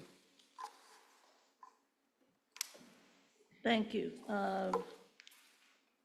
Do members have any questions or comments regarding tonight's presentation? Mr. Craig. So as always, I appreciate all the hard work you all do. I think I gave you all like a precursor where my comments were to go tonight. So I want to raise kind of two thoughts to all of this that kind of essentially hit for me where I have some struggles with. One is I think there's a lot of assumptions made about where our students will end up that I don't know that all of the factors that go into how someone makes a decision as to what school their child goes to will be proven correct. And I say that because I know we looked at these changes when we did phase 1, and we know that that parents made decisions, and in some cases made decisions about their kids at Riverview that then, when students were allowed to stay, have been rethinking and asking questions about returning. It's a small number, and I think you did a presentation, either it was last board meeting or board meeting before about that, but the reality is that that happens as part of this process. And so I do think there is this conversation around, we've moved autistic students from Riverview to Woodford, and now we're gonna move them from Woodford to another school, that this continuous change is a problem in a lot of ways for those specific students who are most vulnerable, which our district seems to have a lot more of, because while everyone else will take the students who are accelerating and do great things, the one thing they don't seem to want to take from us are the students who need the additional care and services. And that's just a reality that we own, and we own rightfully. But I do think we have to think about that in that case, because there are specific students at schools like Woodford that have, especially the students who are deaf and hard of hearing, right? That's a really difficult program to move students around in and separate.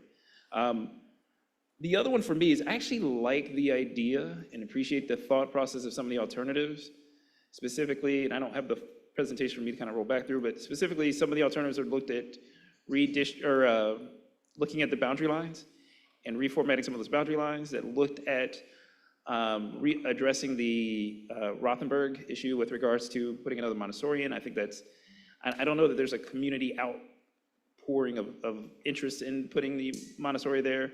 I also have this concern with it. I think we're closing either Hayes or Rothenberg, that there's just a farther distance that we're having to transport students. Now, the question may be how many students live within those communities is another whole question. I think we really have to be looking at it as a bigger question, because that's why we have issues at Evanston and Rockdale and South Avondale. Is not because the schools aren't catering to their full communities, is there's not enough students there for them to fulfill the needs of the school. So I think stuff like the changes to the schools, I think the RAP program, again, sounded like a great idea, and I also still think it can be done in Rising Stars Vine. I recognize that there are needs to do some of those things. So there are needs to do things, there are needs to change certain things within the district.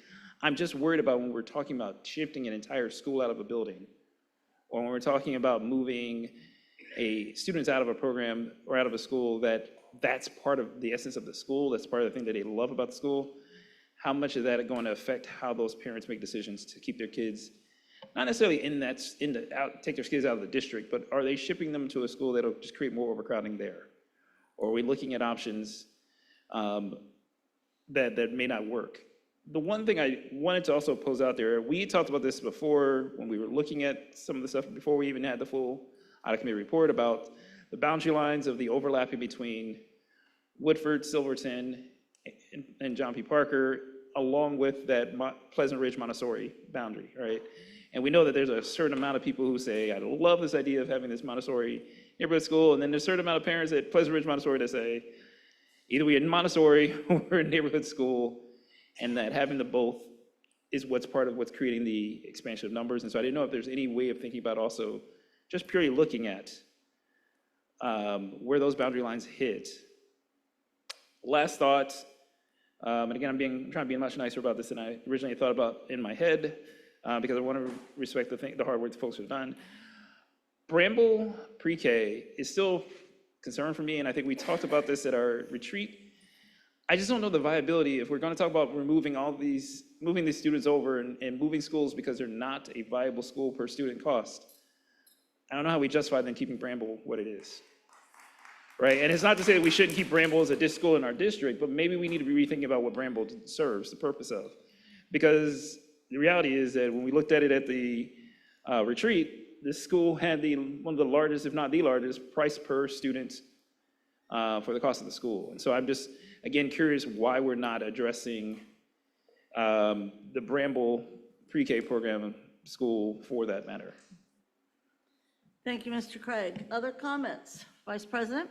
Yes. Can you possibly start the slide from the beginning?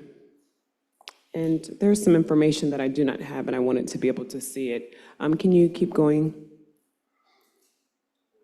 Keep going.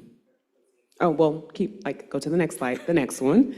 I will tell you when to stop. The next one. Yes, can you just pause and leave it here for just a second? I wanted to review this, and I'm going to come back with my questions, and I may need you to go to the next slide as well. And you can go ahead and have someone, and I'll come back. Other comments? Member Moffitt? So I don't have that to be Right. on mine, so I need that to be sent, if that could be sent ASAP so I can talk about it, but you can definitely stay here. I kind of want to echo some of what Board Member Craig has shared. We cannot do what we've been doing. It just is not going to work. And I empathize, but we have to work together to do something different. Now, the word is collaborative. We have to work together. I think I did peruse the presentation from Clark, and I think the superintendent got it as well, and that's something to definitely look at. But we can't, I just have a problem hearing from parents who want their kids there and are excited about this as well. And it's not a little number. It's a significant number to turn away, and I know our Clark families are a little upset about the numbers, but if it's 50 kids, but I think it's 90 kids, that's a significant amount of kids. So I'm kind of stuck because I've gotten emails that have said, you know what, I'm super excited about the opportunity to be able to go. We've been in Montessori for years looking for an opportunity. And then I hear from parents who are there like, no, don't change us. I went back and spoke with other board members who have been in this seat to ask about Montessori education, because they've been here, they've got a little bit more historical knowledge than myself. And they said they have been talking about Montessori for years. So this is not a new, this may feel rushed, but we spent a significant amount of time last year talking about this because we had to turn away students. And I sat over there and we turned away a lot of students last year. And I think it's because, and it just kind of got swept under the rug, but we've been here before, and I really want us to resolve on something. So I'm glad to see the alternatives. I want to sit with those. I'm not for Rothenberg being impacted because I don't think that Rothenberg and Hayes have had enough engagement. I agree. I think that we shouldn't be making big changes unless we have immersed in engagement, at least to let you know what's coming down the pikeway. So I don't have this slide and I don't have number 4, so I need that to be sent.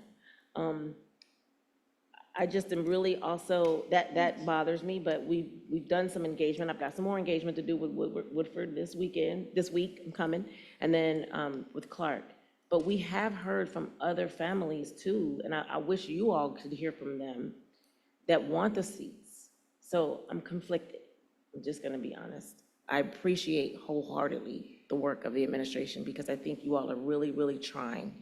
And when we push and pull, we've heard from staff that have said the middle child is impacted, those middle grades are impacted. We've heard that 2 years ago, and that would move our numbers. So this is really an attempt to try to save our 6th, 7th, and 8th graders, social, emotionally, and academically.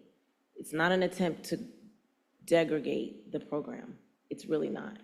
So I want to sit more with these. I know that there is an equal put when we push in one direction, we pull in another direction. It just happens that way. We did all this work, Jeremy, thank you. We did this work in ad hoc.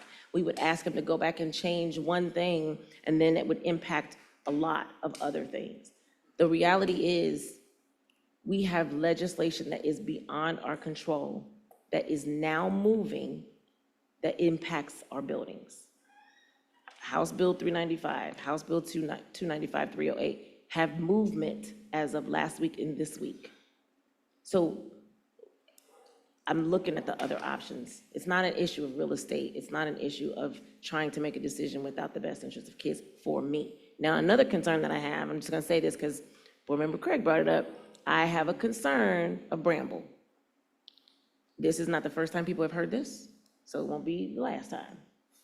I don't know if we can explore some options with that, but that is a concern for me as well. But that's not really what we're talking about here. But I really want to make the best decision for our kids with growth in mind. We have heard that people don't want our district to grow. On this stage, we've heard that. That's not my intention. I want our district to grow. I want the integrity of our programs to continue. So thank you for this. I'm not exactly sure what the ask is for us tonight, but I would like to visit some of the other options because I think to turn away, I want you all to listen to the 100 families that have emailed or called or text or something that said they want the seat. So we're still working together. I'm still listening, I'm still learning, but I want to thank the team for their exploration of trying to make it work. Because I'm the one I am one of 7, hopefully, that are asking you all a lot of questions to do a lot of work.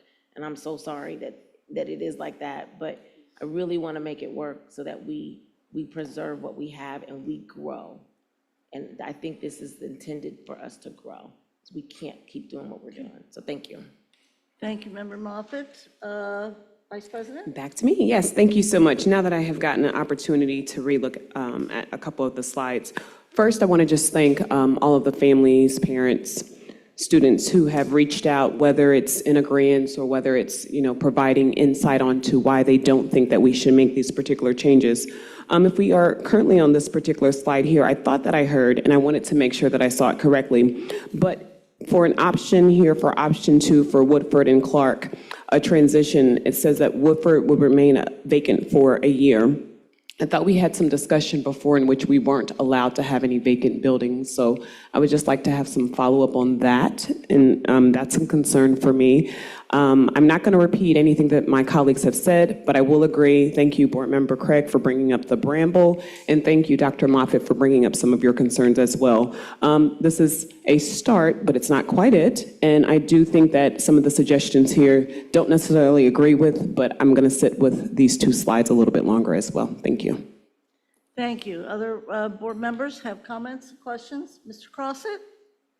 Yes, I think heard some of the feedback from people who've spoken to us, and also the information about the popularity of Montessori program and that it's growing and we're turning people away. It does seem to me that we should look at that program beyond just 1 or 2 years and what the growth of that might be in the long run, so that we can accommodate that growth for students, not just in 7th grade, but the next 6 years. How are we going to do that? I think that would be an important thing to consider. And it may I don't know if it would, and I don't expect you guys to know now, but it very well may justify a 3rd high school all the way through. And so that's probably something to look at.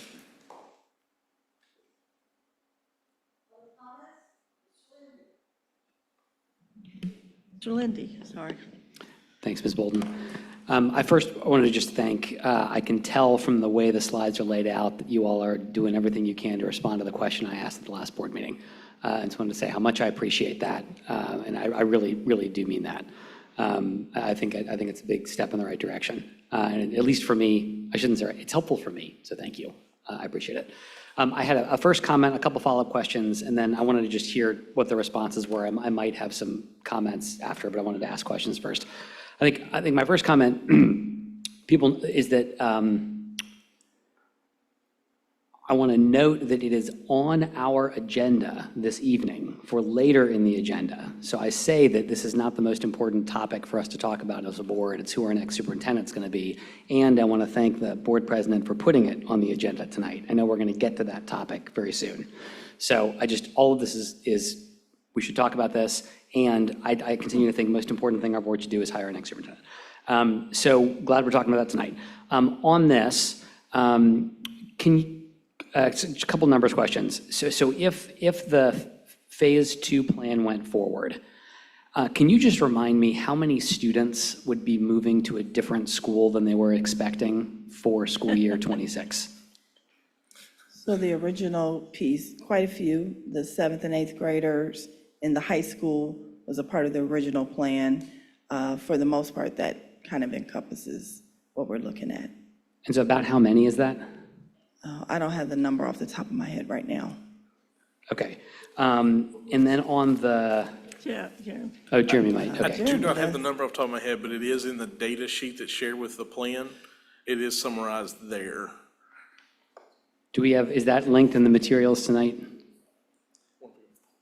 We can find it. We'll get it. And then I think my other question, I really wanted to make sure I understood the costs. And so if I were to want to know, okay, in just fiscal year 26, or I don't think, because we have our 25 budget already. None of these costs are FY25 costs. Like the first cost would be FY26 cost. Is that right? In the spreadsheet, if you can pull it up. Sorry, Rob. He's bouncing all over the place. Rob needs 4 computers or something. He's the best of the best. So scroll to the left if you don't mind. Other way. There you go. So the column C does include some current year costs because they were trying to show the board that the whole cost of everything. So for example, the Zoo Academy, if you scroll up to the Zoo Academy. So you see where there's 297,000 in current operational costs. That's the current budget. The new cost is nothing because they're not adding capacity. They're just letting more kids apply to get into those seats. It makes sense. I think I'm trying to ask, a really, simple question, which was just, what's the add to the budget in 25, in 26, and then ongoing? Is there a way to see that in what's presented? So there's nothing for 25. as an ad. No ad for 25? No ad for 25. Okay, In 26, it'll be a savings because we have transportation reduction and staff reduction. that's the savings of 500,000 and change that was in the slide. So 1.4 million now. Yeah, the old number was 500,000. It's the number we got last week was 500,000. Yes, but that included Fund 6, so it was my mistake. So it's not Okay. really a savings to general fund because it's in Fund 6. So it's 1.4 million now. It's And that's a 1.8 mil- savings in savings. 25. So that'll pay for almost 3 years of 26, programming. sorry. Yes. Okay, and then in 27 and beyond, what's the ad or savings? So the recurring costs are 600 and something to the left. $681,019. Thank you. And beyond that is dependent on, like, if the career tech program grows and you have to add more staff to it. Could go up, We don't could go know. down. Yeah, we don't Get some know. efficiencies, we don't know. Okay. And we tried to put that in the notes section too, that if a program was going to grow, like near the bottom, it'll say, program will grow with enrollment. So the fourth one from the bottom. So we tried to note that as well, not knowing if we have to add 2 more teachers in year 2, 4 more teachers in year 3, 6 more teachers in year 4. And thank you. And the savings I'm seeing that would be part of that 1.4 million, that's really, that's all coming from that staff row in 26, row 26. And transportation. Well, there's 1.8 And million in transportation. Okay. And can you, I asked this question in finance on Friday, but I wanted to ask it in the main group and just make sure I really understood. Can you explain the almost $5 million staff savings? It's 31 positions that would, we would get efficiencies by doing the middle school concept. So we took the numbers that Jeremy came up with that presented the data, and we fed those into the staffing formulas. And so we would reduce 31 positions from the current staffing right now. So and are these, I asked this same question I asked Friday. That doesn't mean people lose jobs. We have vacancies that would cover, so. I think this is one of the things I get stuck on. It's like, if they're just vacancies, why don't we cut them now and save that money? Like if they're not, anyway, like I'm sure there are good answers to these things. We've recognized the reduction in vacancy savings and to balance the fiscal year 25 budget. So we've already recognized those reductions for this year. I see, because we're looking at future years. Correct. I think, so just to zoom out a little bit, I mentioned I had a first comment, some questions, then I might have like a follow-up question. I think, is the number on the total students? Yeah, so the number of students directly impacted would be 8,355. 8,000 students? Correct. Okay. Indirectly impacted would be approximately another 7,000, so the total would be around 15,000. But I would want to offer just one point of clarity, I think that goes back to Member Craig and Member Moffitt's comments as well. That, to some extent, when we're talking about the projections and the number of students, it's almost disingenuous to say students, because in reality, we know that this specific subset of 30 students in this grade are not going to go exactly from where we say school A to school B. What we know are the number of schools within, or the number of students within the corridor that represent a student body that needs to have seats available within their selectable options. So if they have 3 or 4 schools as an option to go to, we know the number of seats we have to have for that population as a whole. So that really, in the term of the projections, while we look at it and we talk about the number of students, what we're really talking about are the number of seats that have to be available for the overall population of students. It's not so much dictating that we believe that a specific student will go from A to B, but we know that all of this pool has to fit into this selectable number of options.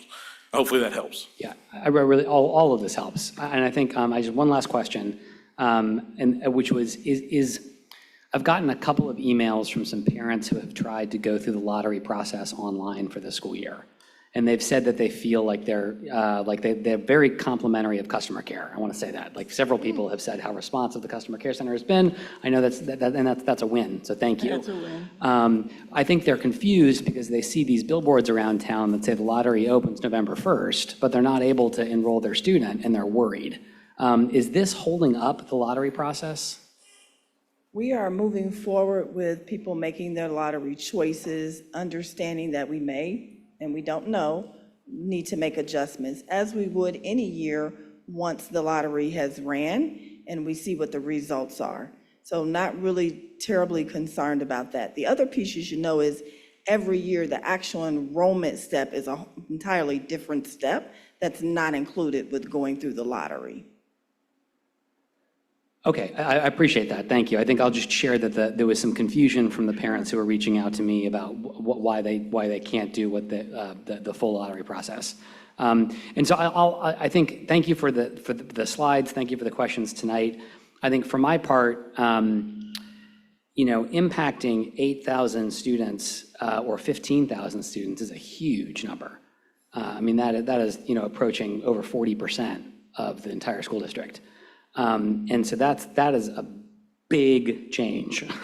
And the thing I'm trying to find out is, how disruptive is this going to be? What's it going to cost us? And if we do it, what's the benefit going to be? And I'll just share from my perspective, I'm not sold yet that the disruption plus the cost is equal the benefits. I'm only one board member, but as I look at all of this, that's what I'm seeing. Thank you. Thank you, Mr. Lindy. Other comments from, or Treasurer a Wagner? comment from the treasurer? I just want to let you know that on behalf of the superintendent, I shared the file with all of you, so you now have those slides. Okay, great. Okay, and then I have a couple of questions or comments, but go ahead. So the 31 staff, I want to clarify and understand. When we were in ad hoc, you all shared about how something was contingent upon the teacher certification.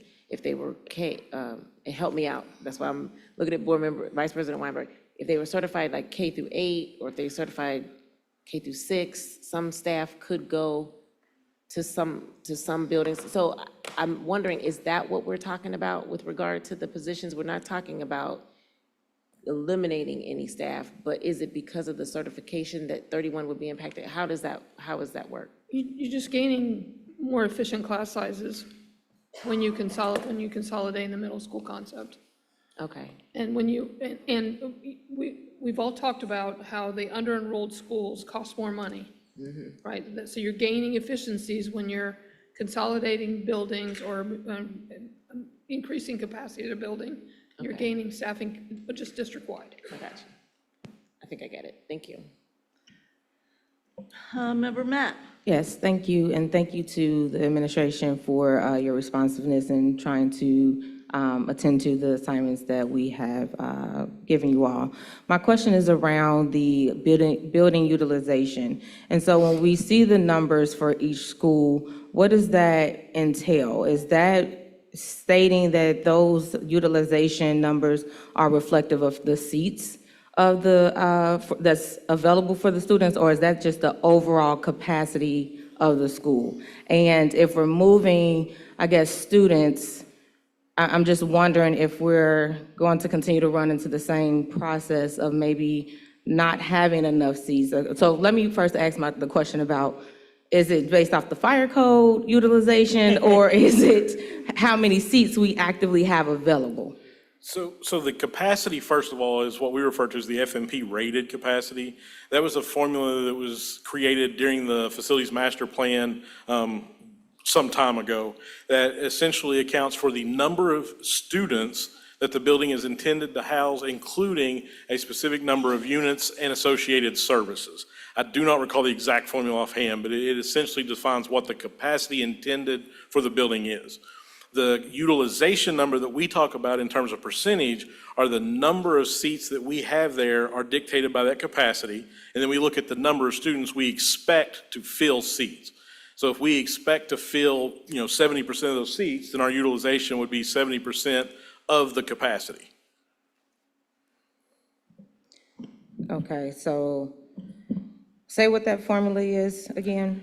It is a combination of the intended number of students that the building was either renovated or designed when it was built for, which includes room for specialized units and associated services. Okay. Do you remember any more? I mean, so there's a different formula for the K-8 buildings versus the high schools. It also took into consideration, we know that every room in every building isn't used for every period.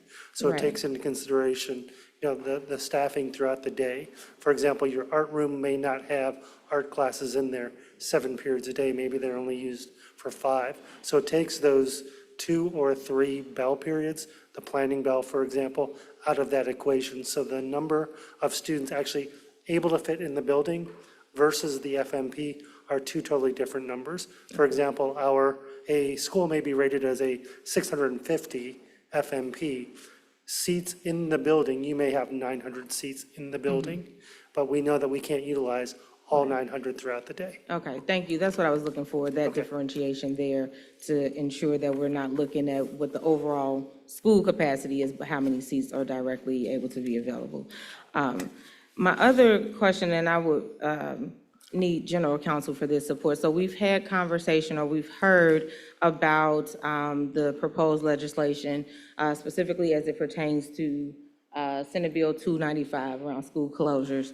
And so what I'm reading online is that it says to declare the General Assembly's intent to revise the closure requirements for poor performing community schools and school buildings operated by a school district. So if I just need clarity on the interpretation of this, because what I'm understanding is it's not directly aligning to underutilized buildings, correct? This is proposing, looking at school closures based off of academic performance.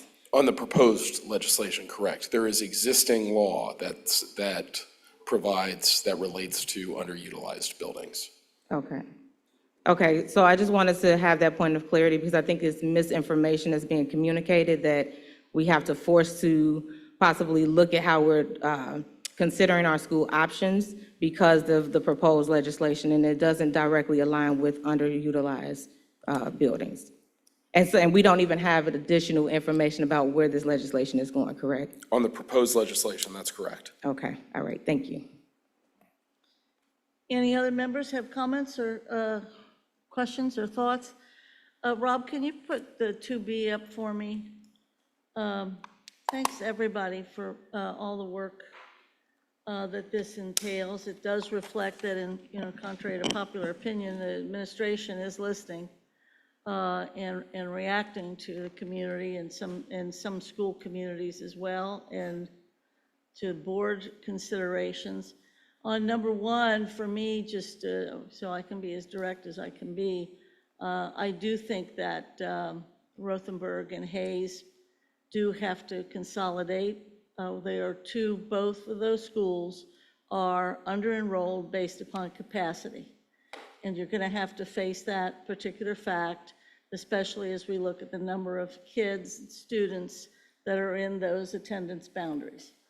There's no hope that necessarily either one of them is going to grow into a 500 school, but together that they could be. I am pleased to see that it's possible that the Montessori option is not going to be part, at least in this iteration, is not going to be part of Rothenberg. And I do think it makes more sense to grow a Montessori year by year, as some of the folks have suggested, downtown, more as part of the Vine Street School. I just think that from a marketing standpoint makes more sense. I do agree, because a school-based health center and the swimming pool and the location of William Howard Taft School, I think it's a better place for the RAP rather than downtown, because I think it's critical that RAP be about our students and our families, and not necessarily a general place to help everyone necessarily within the district, or everyone who is experiencing the housing insecurity. So I just think that's could be a good fit. I see the need for boundary redo. I'm glad you've expanded it towards Covedale. Is that what, towards Covedale? I just think that, as a native Sailor Park girl, I will tell you that the whole west side probably needs to be kind of reconfigured. And I'm sorry that we didn't do that contract that we wanted to, but we had budget constraints where the professionals would draw it. But I think a bigger view of that is warranted.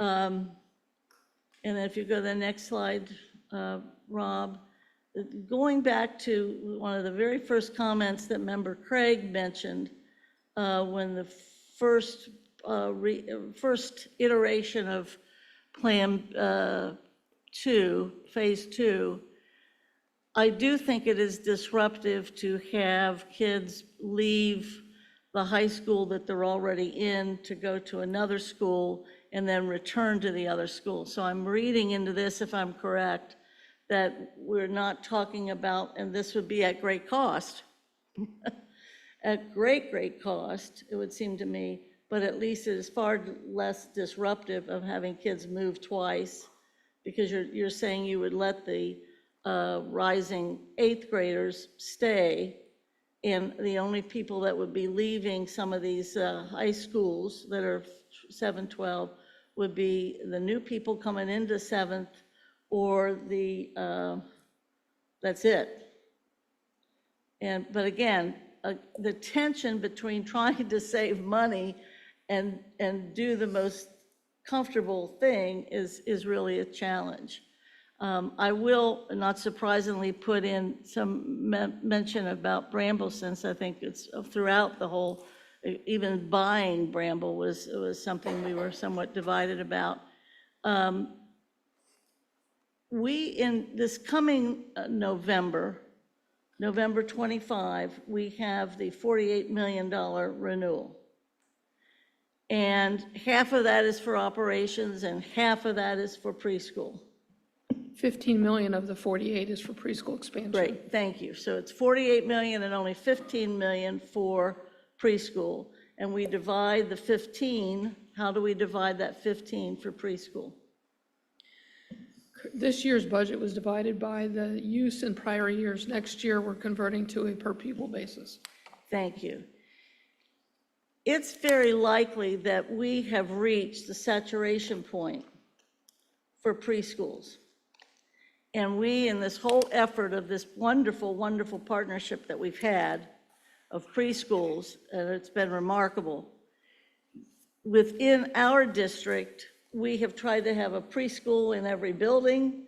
We have had a number of only preschool buildings, but we are going to have to find a way, unless we want to expand the amount of money we spend on preschool, and I don't know that that is a priority at this point in time, considering where we are with K-12. We have to find a better, more efficient way to organize the preschool staffing. And I think part of that might be having an additional preschool-only center, and maybe that's Bramble. I know we have 2 schools that don't have preschool on the east side. I know there's been a shortage too, and I also know we probably have to start making room if indeed Woodford is not dislocated but changed or goes out of existence ultimately. It would seem to me that those places that currently have preschool probably may not have space as they absorb some of the Woodford stuff, but just something to think about in our first new, kind of, not new, but our first renewal, which we're going to have to make some decisions about in just several weeks, it would seem to me. So those are some of the things that I would think that there's some positives here as well. Any other comments? Mr. Craig. Just quickly, two real thoughts that come to my head here is, one, I want to go back to our boundary lines and kind of redrawing some of those. I think what's being done on the west side makes a lot of sense, because we recognize that the patterns of expansion of students on the west side has made Carson overflow, while other schools still pretty much at capacity also, but can absorb a little bit. So I think that's a great example of us using resources. I think also the example of Sailor Park growing into a larger program from K-8, I think is now up, makes sense, right? Because those students aren't displaced from the area that they're in, they're growing within the community that they're already in. And one of my concerns with some of the moves on the east side and the central is that we're also still displacing students from the communities that they're in. And that's one of the things I have concern about with specifically Woodford. And this is where I think there's an opportunity using the Bramble School, because to President Bolton's point, if we have truly saturated the market and we're seeing the numbers not necessarily growing from Bramble, because the quite honest truth is preschool ain't cheap, y'all. Like, we all know this in the world today. Preschool ain't cheap. Childcare in general is not cheap, but preschool specifically ain't cheap. And so if there's not the resources from some parents to be able to afford to pay for those costs, it may just not be the number. And we can't keep asking everybody else to kind of expand that too far beyond where we're going. So the reality is, if those numbers aren't expected to grow into that 100 calculation we had talked about that was in the plan before, and it's still going to remain in that 35, 40 student number, that just doesn't make sense to me. And I think there's a better use of that building for something like, if we wanted to provide a 7th, 8th grade Montessori in that building, makes more sense to me, because it's going to be a lower number of students, and it expands the capacity of places from students going from like Sands, Pleasant Ridge, and some of these other, and North Avondale, who cannot or don't get those seats into Clark, so we're not turning students away at that point. That makes more sense to me. In part because I think also rebounding Woodford, Silverton, John P. Parker to include into areas that might also pick up some of those students from, for instance, the students who live in the Riverview area who may not want to go out to Mount Washington, but maybe feel more comfortable coming up into that Hyde Park, Madisonville area, because that's realistically maybe on their parents' route or whatever the case may be. Opening those opportunities up for John P. Parker by expanding John P. Parker's student population. I think opening up that Pleasant Ridge community so that they have more than one option besides just Pleasant Ridge Montessori might actually see some folks who say, I'd rather have my kid at Silverton where it's not as densely populated than having them at Pleasant Ridge Montessori, where, you know, we went by there, it's bursting at the seams. Even though we expanded it, it's still bursting at the seams, and we know that. But also, it gives that community an investment into those schools, because Silverton invests in that school. You know, the Kenny Heights area invests in Woodford. The Madisonville area invests in John P. Parker.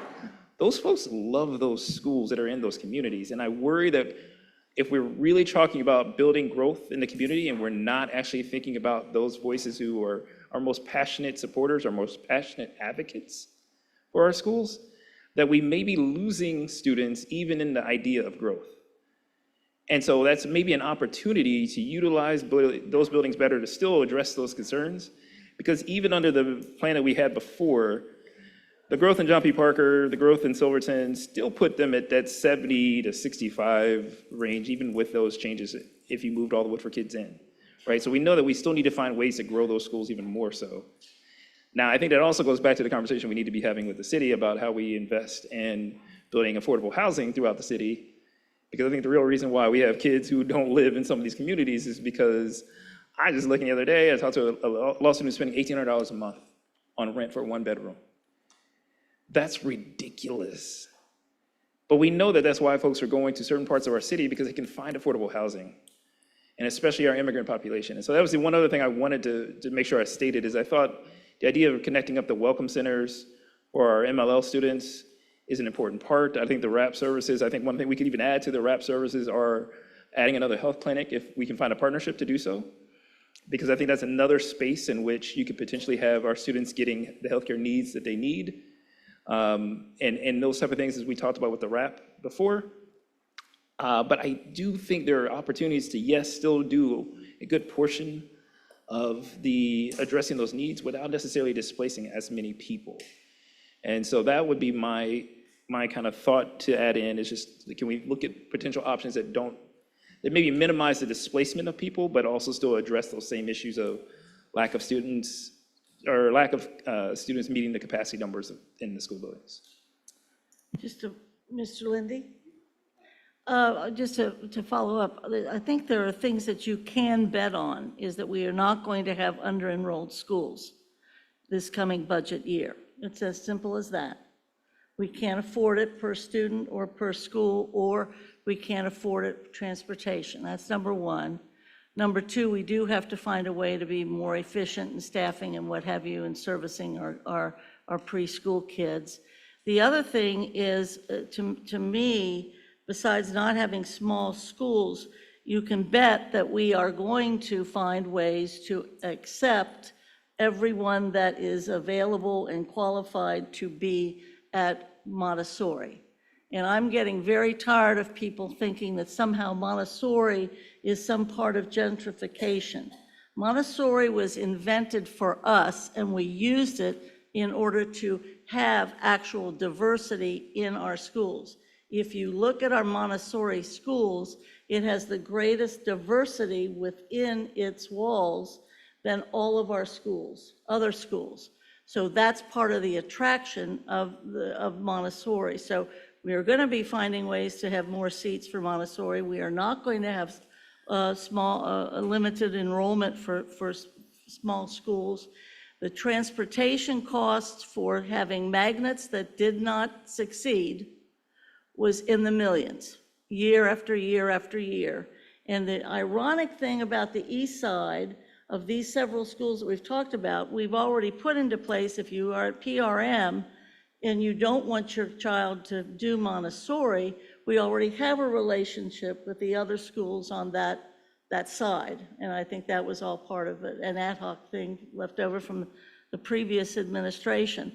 The problem on the east side with Silverton and Woodford, to a lesser extent J.P. Parker, and not at all to Pleasant Ridge, is that we had magnets that did not attract people, and indeed, very frankly, and I hope nobody gets me too mad at me, but the neighborhoods did not, on the east side, necessarily support their neighborhood schools, because we screwed it up by making some of them be magnets of something that nobody even understood what it was.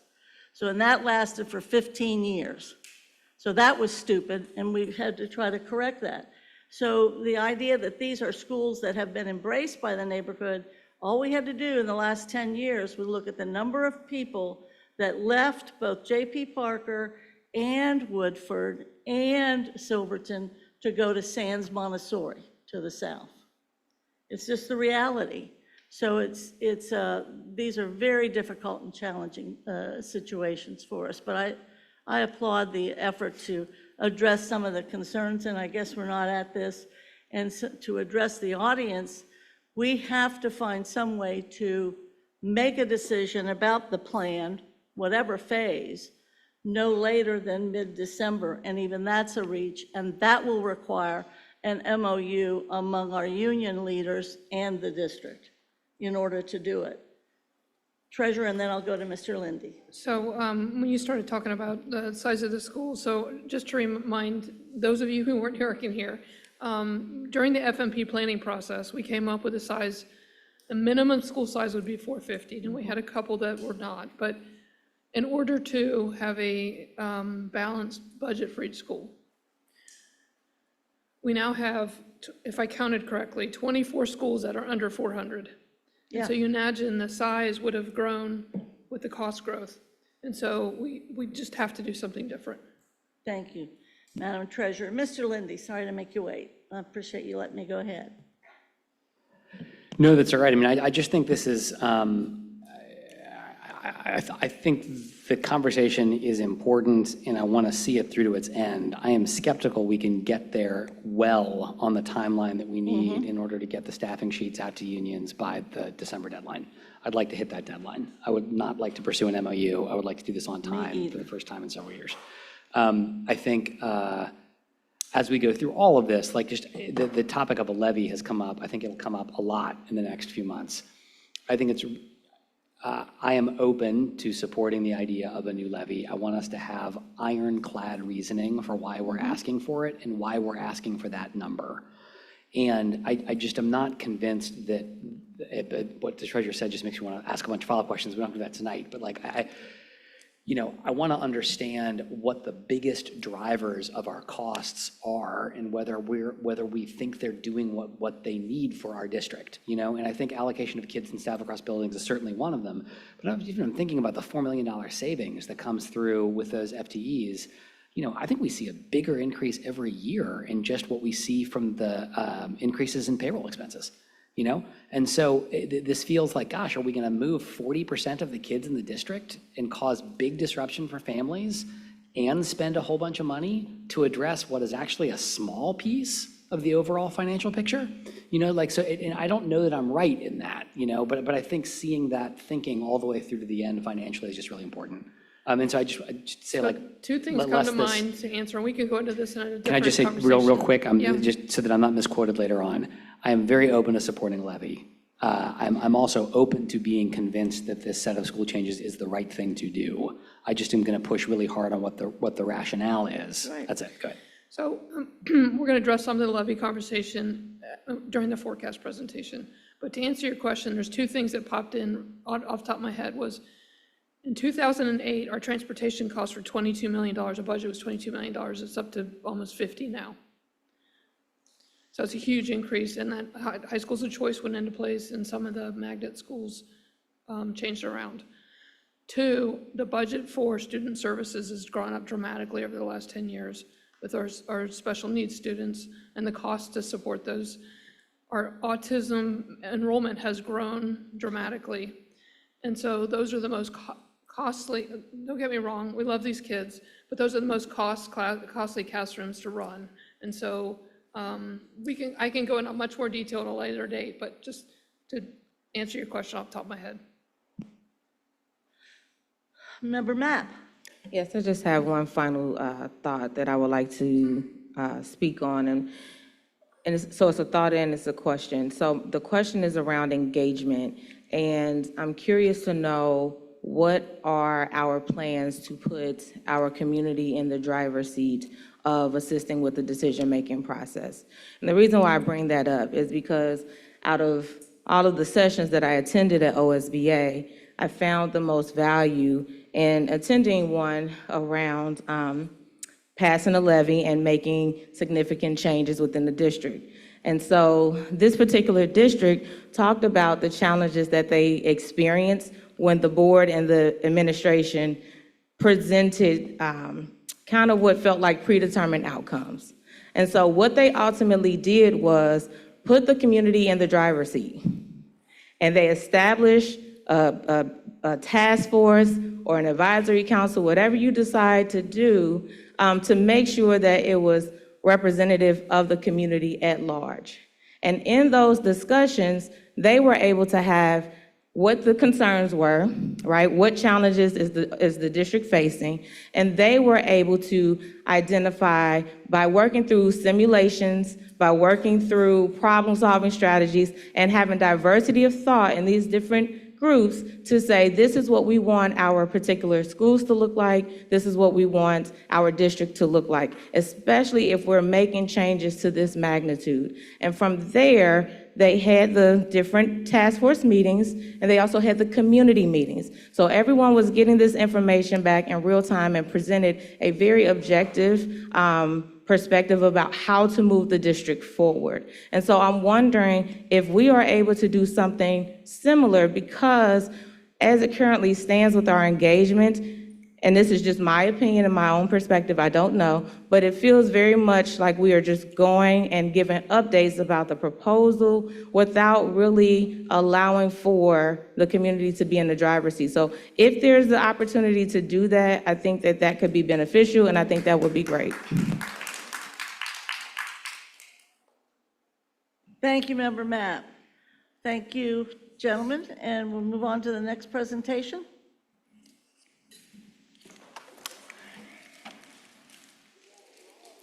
Administrator Pipeline, Dr. Smith is coming with that Comes the presentation. deputy. Comes the deputy.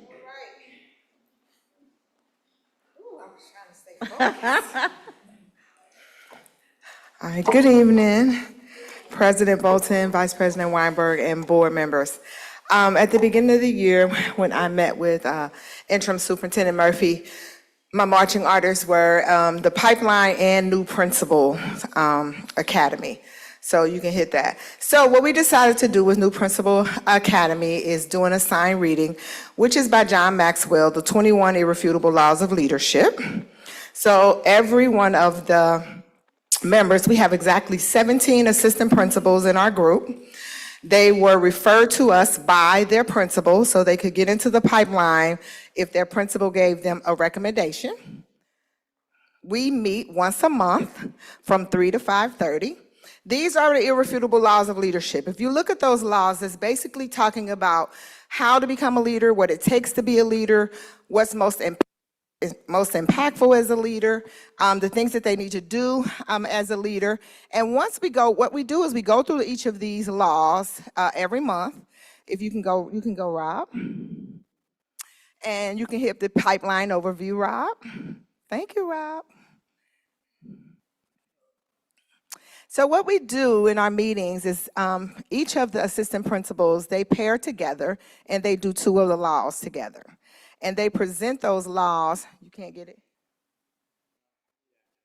Oh, Alicia Smith didn't give anybody access. All right.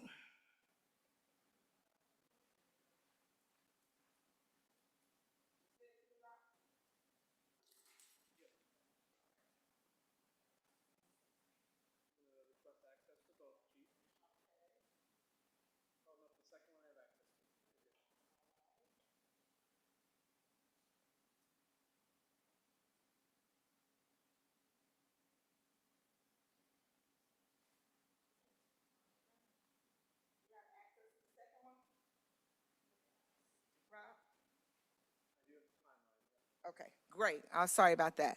So if you go back, Rob, to the first one that I just gave you access to, I greatly appreciate it. Okay, back. All right. There we go. So when we got prepared to do this work, we thought about what it was going to take for us to train our assistant principals to be great leaders. Because we know so goes the leader, so goes the school. So when you think about what's important for transforming a school, you definitely want to look at systems, you want to look at accountability, you want to look at talent management, and you want to look at an instructional infrastructure. How am I looking at the foundation of my school? What are my data looking like? What am I doing with curriculum? How am I monitoring what's going on in my building? So we looked at these for transformation. The expectation for them was to be prepared. They needed to come with their work done, even though they have busy schedules, everybody's working. They needed to read, they needed to be open-minded to learn from each other, and guess what? They needed to be on time. That is a big piece because after school, everybody has 1,000 things going on, and we wanted to start on time. Our outcomes and our goal is to create some of the best leaders, to pour into them everything it takes to move a school, to build the capacity of their teachers, to make sure their students are getting what they need academically, and to make sure that their community and their resources are involved. So all the work that we do is grounded in those pieces, making sure that there is engagement in what we do. So the next thing we did, Rob. Okay, here's our timeline. On top of reading the book, we have some of our experts coming to our meetings. So you'll see up here we have some veteran principals. We have Dan, who comes and does a great job so that none of the principals wear orange. We don't want anybody in orange. Julia will be talking about talent management. Mike is going to be doing budget and finance. We are community engagement. And then what we're going to have at the end is the APs are going to share what they have learned from the 21 irrefutable laws and what practices have changed from them being in this pipeline this year. Next, Rob. Here's some presentations because they have to stand up and they have to present. They have to show that they have presence. They have to prepare and talk about the things that are happening in that book and how they're going to apply laws to their building. Okay, see it, name it, do it. So what we want them to do is everybody was asked to go out to another school, a school that does not look like theirs. So we asked all of our principals, would they be open to someone coming and shadowing them for the day? And so as you can see, we had our first shadowing day. Once they finish their shadowing day, there is a sheet that they must fill out. What did I learn at the school? What did I see there that was like my school and different from my school? What will I do with the information that I learned? What are my wonders and what are my noticings when I visit those schools? So when we come back this month, they will be sharing what they learned from their site visit, and we're going to do a visit to the sites every quarter that we're in at the next 3 quarters. And then Rob, I believe that is it. Any questions about the pipeline? Do members have questions or comments about the pipeline? Yes, Mr. Craig. So let me start by saying I really appreciate you all taking this to heart. I think one of the first things we talked about when you all came into your roles was the fact that there were a number of positions that were AP positions that we were not bringing back. And I think there was a lot of discussion around there needs to be a pipeline to build folks up, to grow folks into the next roles. The also reality is that you always have to be looking at who's your next principals, who's your next leaders within your school district. So I really appreciate that. And as the last little part I will say is, I think this is something, while we're doing it here at this level, I think this is something our principals need to also be thinking about in their individual levels of how they bring their leadership folks up as well. So who are the teachers, who become, unit heads or department heads or program leaders within a school, because I think those are the people also that we can highlight as opportunities to educate their students, educate other teachers on the things that they're finding that work, that don't work. Same deal with assistant principals that you're kind of doing now. The principals are identifying those folks who they believe to be leaders or potential leaders, and then we're actually building that potential or growing that potential.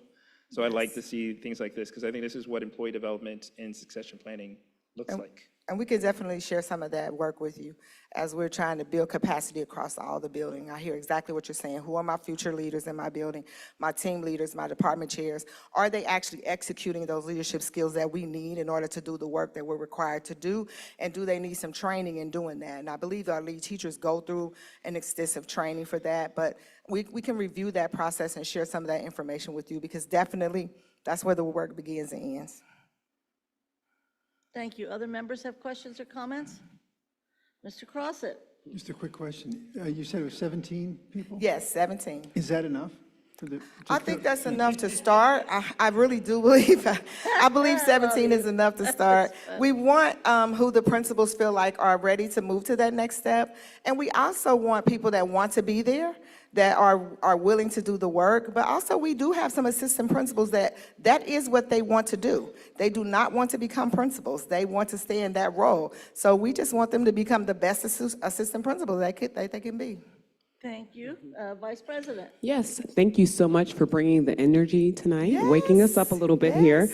But just thank you for all that you do. Just thank you. Thank you. I think I'm staying here. Is the school update? Come on, team. Come on down. You have been called. Time out. Oh, that's time out. It's not me? Oh, that's your job? Is that your job? I need to make a comment if I could.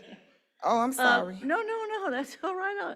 I'd like to keep moving too, Okay. but just one of the things that that is intriguing to me, coming from another system, is so much of the last whole generation, almost 40-some years of CPS, is also built around teachers having particular responsibilities that are somewhat administrative, if you consider them, and because you want a collaborative culture, you want teamwork and what have you. But it would seem to me that one of the things I'd like to talk more about is the history of that, and then also where else we can move from that to the next phase, keeping the collaboration, keeping the role of leadership and developing leadership among our teachers.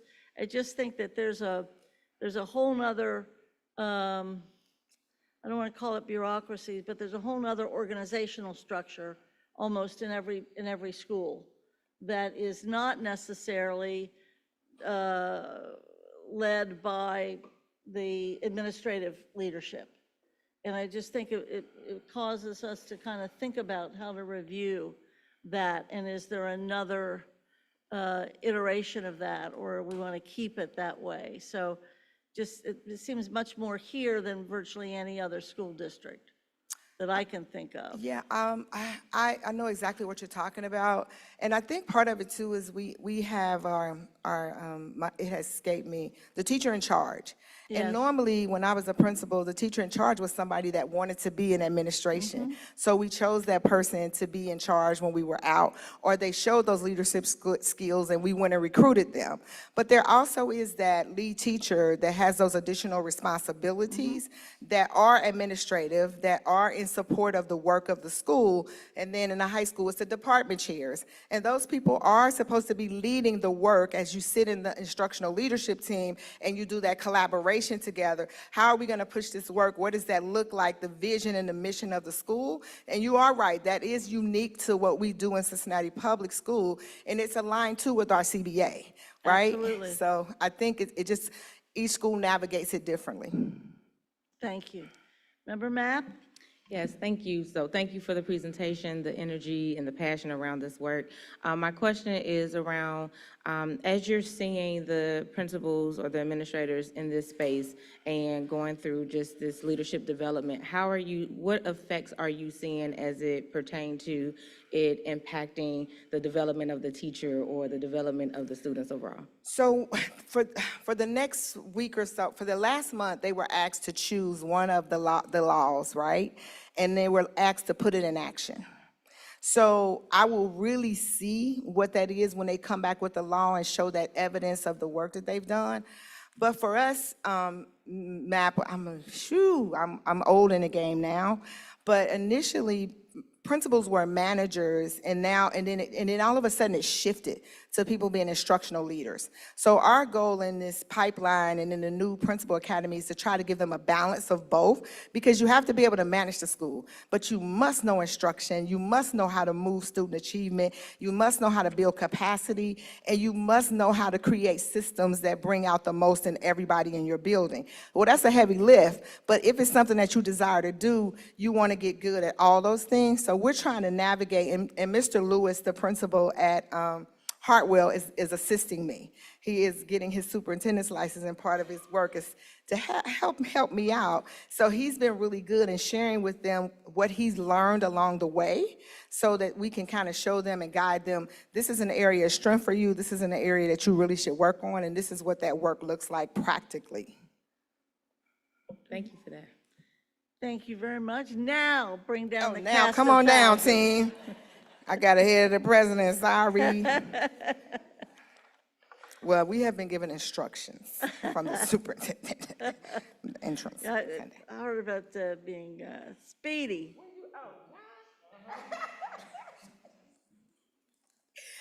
All right, so we're going to give our very brief, and you guys may ask questions. There are a lot of us, but there will be a short time that we are before you. And so, all right, Rob, I hope you have access to all of these. So I'm starting off with you guys today, and at the top of that, you see excellence all day, every day. Our goal is to make sure that we're doing the very best for our school, our students, our principals, our community every day. So the big piece of our work this year is the instructional rounds. If you could hit that for me, Rob. So the instructional round is intended to be collaborative with the principal and their team. So that team consists of the assistant principal. It can consist of the data coach. It can consist of the reading and the math specialist. Well, then our team consists of a deputy, assistant principal, our director of curriculum, the building managers, DSS, gifted, positive school culture. There is a team from the district office that goes. It is focused on student learning. The purpose of us being there is to focus on student learning and to look at data and to provide support in next steps. If you look at this document, Rob, you can go to the top. Who's my first school up there? Bond Hill, hit Bond Hill. The instructional plan right there. So if you guys look at the instructional plan, what we do is we go in, us an overview of their data and where they are, and then what we do is we walk to classrooms. So we stay in the classrooms 3 to 5 minutes, sometimes maybe 6 minutes, and then we all come back. We break up into teams. We have an ELA team, ELA and social studies team. We have a math and science team. We break into those teams. We go into the classrooms, mostly the tested areas. If we have time, we hit K1 and 2. Once we come back, if you go back up to the top, Rob, the school team talks about what they saw that went well for each one of those contents. Then the district team shares what went well. Then we talk about what we need to work on. If you go down, Rob. So then we do the goals. After we do the goals, then we create an action plan for that school. As you can see in this one, we did a check for understanding, according to what the instructional framework needs. So this is who's gonna do it, the math teachers and the math coach. We're gonna schedule a time for the teachers to experience the instructional framework and then work on manipulatives. So that is our action plan once we walk the building with the principals. They walk away with what they need to do, and then we work with the district team if that's needed to provide them that support. And it's very quick, it's very timely. Like if we need somebody there next week, somebody's there next week to work with teachers, depending on what the need is for that school. All right, Rob, go back to the original document.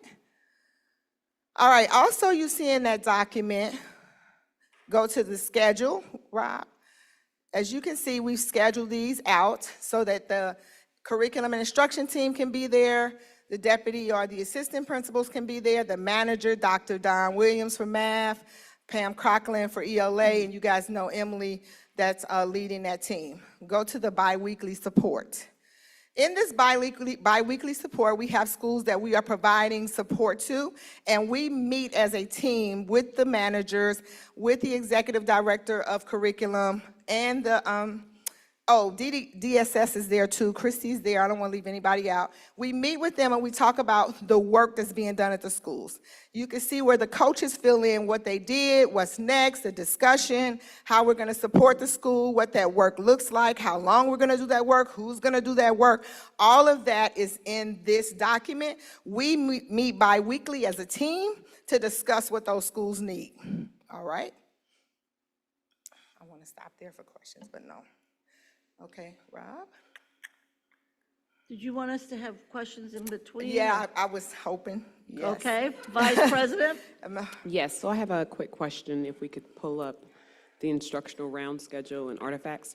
So for me, the first thing when I'm looking at rounds and I'm looking at the information, my eyes are directly directed towards the implementation of the adopted curriculum.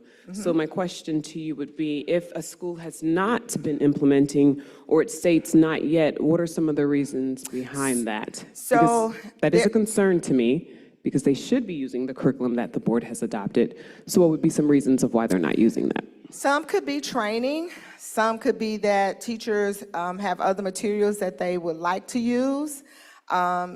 Those are usually the only two reasons why they're not using it. If we see that they are not using the curriculum and teachers have said they haven't been trained on it, it could be a long-term sub. It could be a teacher who wasn't here when we rolled out the training. Then what we do the next week, and I do literally mean the team moves very quickly. We create a space for planning. We create a space for training, teaching them how to go through the curriculum, where to find that information, what that should look like. Now, also remember, we try to give a teacher some creativity in where they are, but if we go in and they're way off pace or they're not, we don't see evidence of it at all, we speak to the principal and we talk about what's going on, and then we create a plan to support them.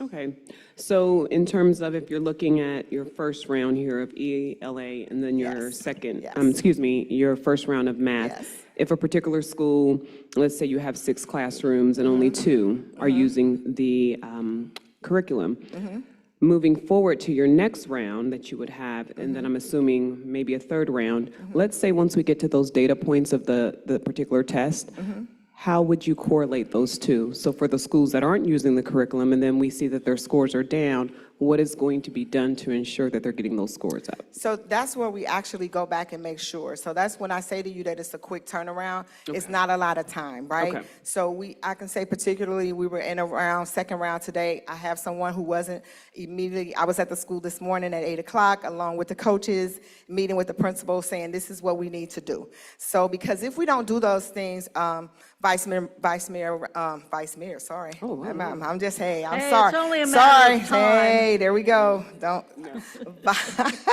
Vice President Weinberg, then the students don't get the standards that they need in order to be proficient on the test. And there's nothing worse than taking an assessment that you haven't been taught the standards that you know you're going to be assessed on.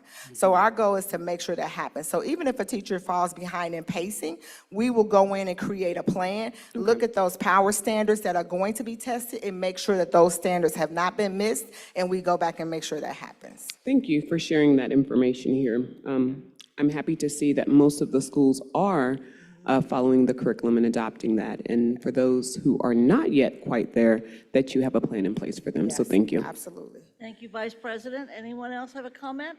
All right, well. Yes, Mr. Lindy. Oh, sorry, Ben. Thanks, Ms. Bolton. I just wanted to say how great I think this is. I think for a couple reasons. I know we've got a big schedule and a lot of stuff going on, but I think this is an example of like one of the most important things we can be talking about as a board. And I want to say thank you. I think that from my seat, one of the most important things we can do is improve student learning. I think the biggest lever we have is improving Tier 1 instruction. That's like, what does every kid get every day? And I understand that there's Tier 2 and Tier 3 things that we have to do and we should do, but where's the biggest bang for your buck? It's, can we improve what every student is getting every single day? The best way to do that is have a great teacher in every classroom and make sure their curriculum is excellent. I think CPS has done a great job of adopting all Green on Ed Report's curriculum. We have really good things. We need to make sure people are using them. And I like the different columns you have. So it's not just are they using it, but what is the level of adoption and level of fidelity that they're using. And so in looking at it, I think you can both see how far we've come, and you can also see how far we have yet to go. Yes. And that's honest, and I appreciate that. I think that's great. You know, like you can see that we've, as a district, we've adopted great material. Almost all the classrooms are using the great material. That's great. You know, what's the quality and strength? Well, you know, it's not quite where we'd like it to be. You know me, I'm pulling up the spreadsheet and looking at the formulas, you know, and so we're counting the approachings and the yeses. And even with those added together, it's not quite where we want everybody to be. So there's an enormous amount of visibility just in the last 10 minutes into what's actually happening in classrooms for kids and the things that matters the most. And so I want to say thank you. I think that is great. I think we should do more of this. And please let me know how I can be supportive to get that like strength of fidelity figure up to where is that more funding for PD? Is that like, I mean, as we talk about where we allocate our resources, I think this is the spot that would make the biggest difference for what kids know and are able to do. And so just want to say thank you, and please let me know how I can be helpful. Yes, and we will thank our executive director of curriculum for that nice chart. She will put it together for you, so I want to give credit where credit is due. I would say to you, thank you, Mr. Lindy, but what I would say to you with that fidelity and what the work that we're doing, it is truly where we are. So when we go back, we're saying, okay, we saw this the last time, but that teacher needs to go deeper. So we're gonna say to you, every time we come, we're gonna find holes and we're gonna help you plug them, but we gotta make sure that your teacher's questioning is tight. We have to make sure that the writing is across curriculum and not in isolation. And then we also have to make sure that you celebrate teachers that are doing it the way it should be done. And so we are using teachers across the district to send other teachers to see how it's being done, and their data matches it, right? We're not sending anybody any place where their data is not matching what we see there. So I'm excited about all of that work. We love going in and you get to see the kids. The kids are gonna let you know where they are and if they're engaged. If you can walk in a classroom and a student doesn't turn around, they're engaged. If you walk in a classroom and the kids are looking like, please take me, that means there's no engagement. All right. I'm familiar with both of those looks Me as too. a former seventh grade teacher. And I'll just, to close, I'll be real quick. Like, you're very quick to compliment the other people on your team. That's great. My gratitude goes to everybody. So thank you. Yes. And then to my colleagues, as we're talking about budgets and levies, like I would ask us to start with a question of what would it take to make sure that in every classroom there is excellent implementation of the high quality curricula. What is that dollar figure? Where would it go to? What would we need to do it? Let's go ask for that levy. You know, like I think we just need to work backwards from like what is going to get us the things we need to do right by children. So thank you. All right, Thank you, Mr. Lindy. All right, so, I'm sorry, Board Member Moffitt. So I want to say thank you to everybody, but I want to ask a question, broader picture, because to really dive into this is like weeds for us, but this feels like the old data rooms that the kids that they used to have at the schools. I think I went to John P. Parker a couple of weeks ago, and they have a data room. We used to call them war rooms. Yeah. With the yellow card, the green card. Yeah. So it feels like that. So to this point, that is sort of like that. What do you all do at the end of the year when you've collected all this data? You've got the red, green, yellow on here. How does that implement change. So, and I'm never wanting to get rid of anybody, I'm not saying that, Right. but how do we strengthen our weakest parts with this data? What's the broader picture for that? So the broader picture is that we're always doing that. Like, it is like monitoring and adjusting, right? So when we see that we have too much red, we really are sitting down and having some conversations with leadership about why is this teacher's, why is it no curriculum in that classroom? Why is that data not moving? And then how do we support them to support the teacher? Because the goal is support, right? Initially, we want to support you. We want to coach you up, but we don't want you in front of kids if that's not where you want to be. Right? So for us, it's always looking at where they are. So that information goes to the principal, right? Those next steps that you see in that action plan are aligned to the green, the red that you see in that chart, so that every time we go, the leader has something that he has to do, the teachers have something they have to do, the coaches have something they have to do, and all aligned to impacting student outcomes. Do we ever tie this to, and I hate to do this, but do we ever tie this to like stars? Like stars or, like. Oh, yeah, schools I that mean, are we can definitely tell the schools that are using the curriculum, looking at the data, making the changes, they're increasing stars. And so when you look at that tier support, and we shared this earlier, those schools that were our focus schools, 100% of them grew, and that's because we were in their buildings every other week. Coaches were working when we did the instructional rounds, instructional reviews. We took that information and went back, and so they know that, listen, at the end of the day, our goal is to impact students' achievement, right? It's to make sure our kids get everything they need so that they can be the best version of themselves. So with the tolerance to keep coming back telling you something gets very short after a while, right? Because our babies are sitting in those seats. Got it. Thank you. All right, click the next button. Next. Next, click, Rob. This is a quick just to show you, and then I'm on to, is it you next, Deb? Okay. You ready? This is, just so you can see, this is our year at a glance. So that when we go in, we can look and see where the teacher should be. And it's also good for the teachers. If you click on that, it's gonna show you, click on, yes, that's fine. No, don't do kindergarten. I'm sorry, I mean, ABC, they are reading when they leave. Hit that right there. So if you see this, you see how it tells us where the kids should be.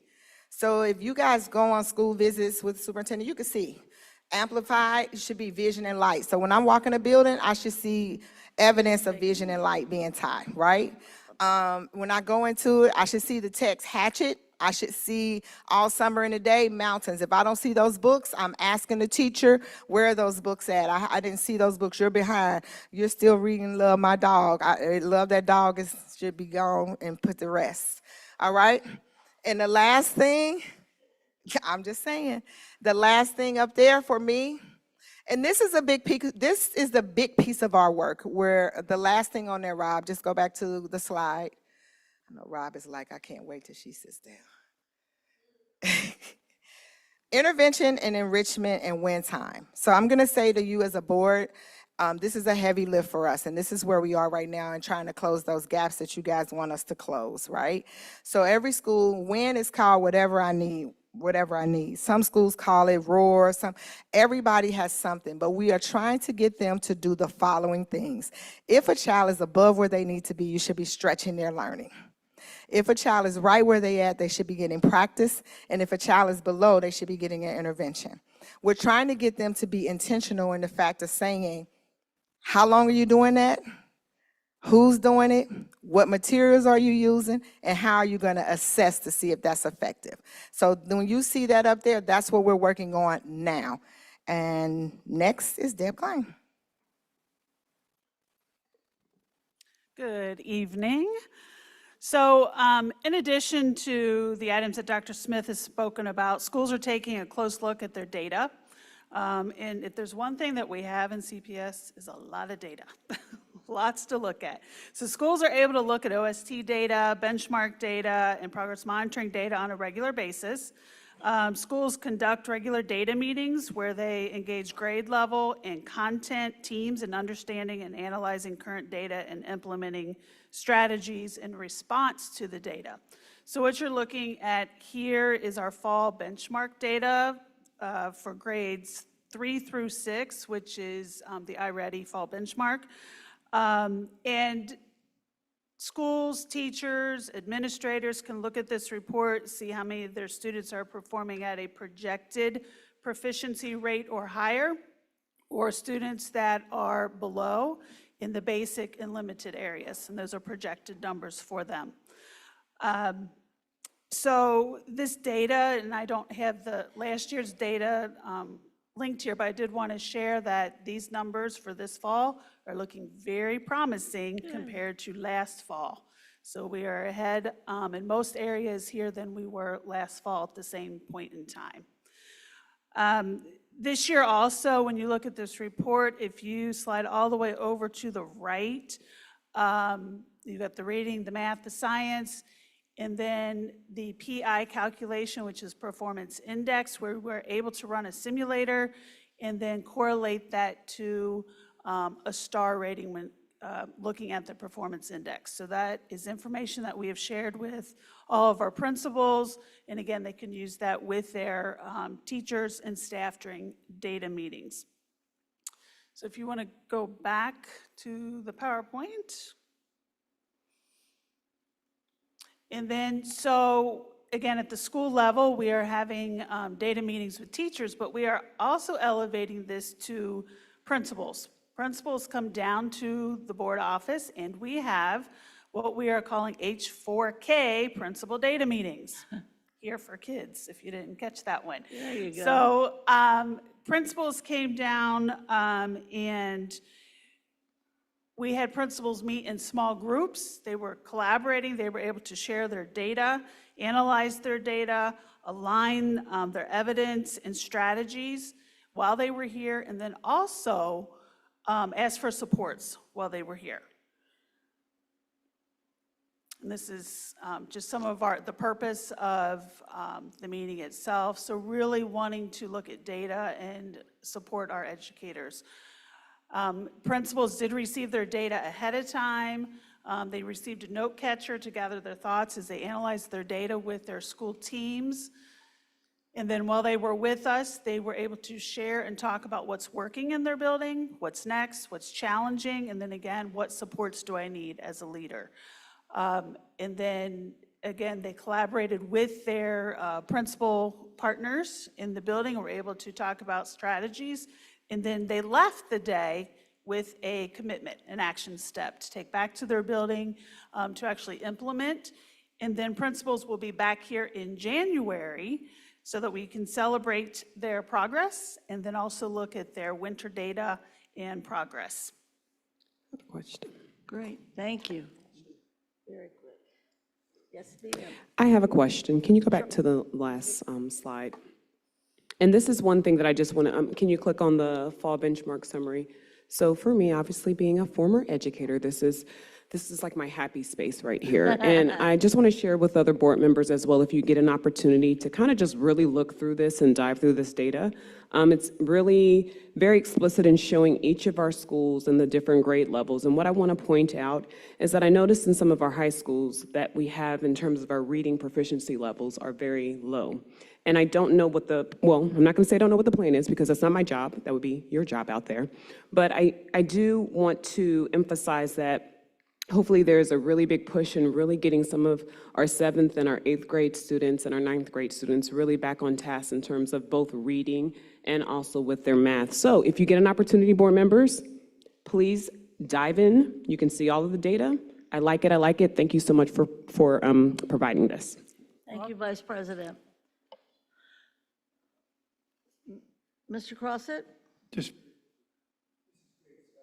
This is great stuff. Thank you very much. I love that you're collecting the data, using the data. All the charts that Dr. Smith presented were just great. So keep going. Thank you very much. You're welcome. Thank you. Next.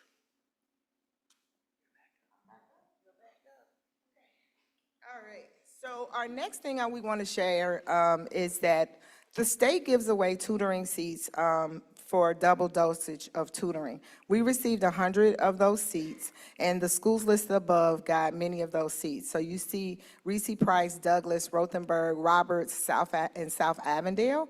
And so what happens is the kids are given a pre-assessment And then they're placed with a tutor online, and it's during the school day. And so these are certified people that have been trained to do the tutoring. We had this in South Avondale and Bond Hill last year, and what we found is that the students that were there consistently had major growth. So we spread the 100 seats out to a lot of the schools that have those ELL learners so that they can get some one-on-one with their English. The next thing we have, and you don't have to click on it, I'll be very quick. We've been invited to be part of the 6th grade fraction research. And what you guys know about math, should know about math, is fractions is a foundation for so many other things. And so our 6th grade is where we didn't have growth as a district. We stayed the same as 6th grade. So we were invited to be a part of this research with Dr. Dawn Williams and her team. And 22 schools were selected, and then they randomly chose 11 schools so that we have two groups in there. So these are the schools. They are getting everything they need. They're going to be teaching. I pulled it up here so you can know. Fractions on the number line, understanding fractions in addition and subtraction, ratios and proportions, and rate. All those things will be taught to them, and they will get materials in order to get that done. Thank you. All right, and then as we continue to get better together, we have partnered with iReady to provide support to 16 of our schools, and they are listed up there. They're either getting support in reading and or math, and they were chosen based on their data, based on their needs. These 16 schools get additional support, as I said, based on their needs, but it could be with actually digging into their data a little bit deeper, doing walkthroughs, looking at the materials and resources, aligning those materials, differentiate instruction. The list goes on and on. But the key thing here is that it is designed for those schools and what they need at that time, and is ever changing as we continue throughout the year. We also have new principals that are participating with iReady, and this again is tailored to meet the needs of our new principals, where they are and their understanding again of the data, the resources, and those types of things. We actually hold these consultancies in the school building, so we're not pulling teachers out. The iReady folks are going to the school buildings, working with the principals side by side with their teachers. Whoops, if you can go back a second. The other piece is MyPath. So that's another layer of iReady, and MyPath is a personalized learning plan for all students. And so based on their fall benchmark, so that data you saw a couple minutes ago, students are placed at their level and then engage in online lessons. And we encourage students, we get the best results when we see students participating in MyPath for about 45 minutes a week, and then passing 2 lessons that week. So we see this being used, it's an online program during warm-up, station work, and again, we're working to close the gaps, so maybe those students that you saw on the fall benchmark that were below proficient would be closing their gaps. Those that are above, we're working to extend and take them to the next level. And then the last piece, just real quick, you don't need to click on this, but it's there for you if you would like to look at it later, is the explicit instruction PD. So this was in response to root cause analysis in the area of Tier 1 literacy instruction. And it was identified that vocabulary and writing were identified as focus areas. So in partnership with Emily Campbell and her team, we did do a PD where about 85 to 90% of our teachers participated in August and September, where they learned evidence-based protocols for vocabulary and writing. So when we are out in the buildings doing the instructional reviews, that's where we see this instruction happening. And it is also, like Dr. Smith said, where we send additional supports to the buildings to assist with explicit instruction in those content areas. And then we're also seeing that that is carrying over into other content areas such as science and social studies too, where we can teach the writing and the vocabulary as well.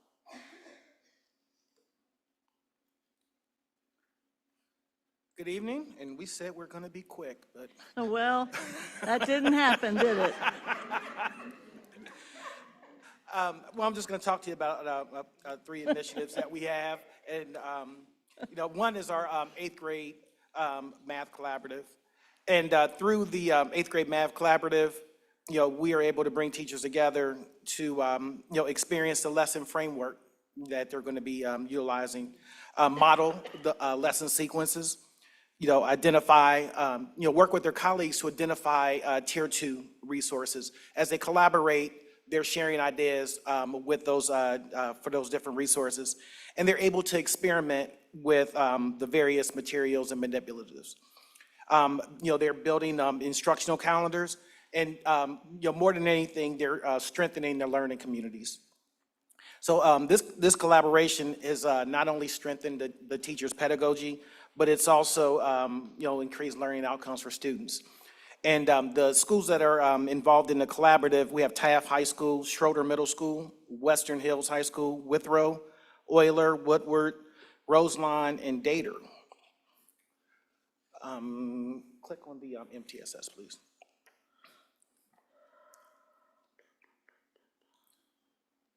All right, I did share it with you. All right, MTSS, which stands for Multi-Tier Systems of Support.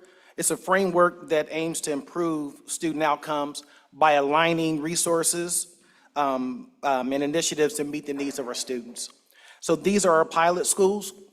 We have a combination of elementary and high schools for the pilot. Like I said, there are a total of 14. And the MTSS teams focus on aligning the academic and behavioral and social and emotional learning.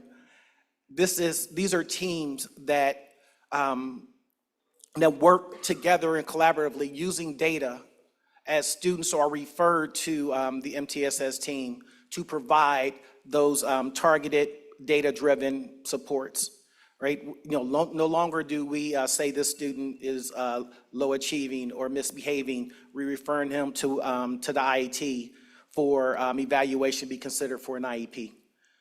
The MTSS team looks at that data and they provide targeted Tier 2 and Tier 3 interventions for those students prior to that student being, the last resort is for that student to be recommended for identification for an IEP. So the MTSS teams, and I will always use the word teams because they work collaboratively, they identify and match the needs of the students using the data. And it's a collaborative process. It's not one person saying this is what this student needs. They collaboratively work as a team and determine what those interventions should be.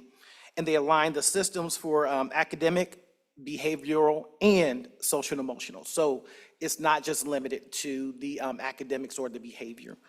And they make sure there's embedded equity, with the decision-making from the team.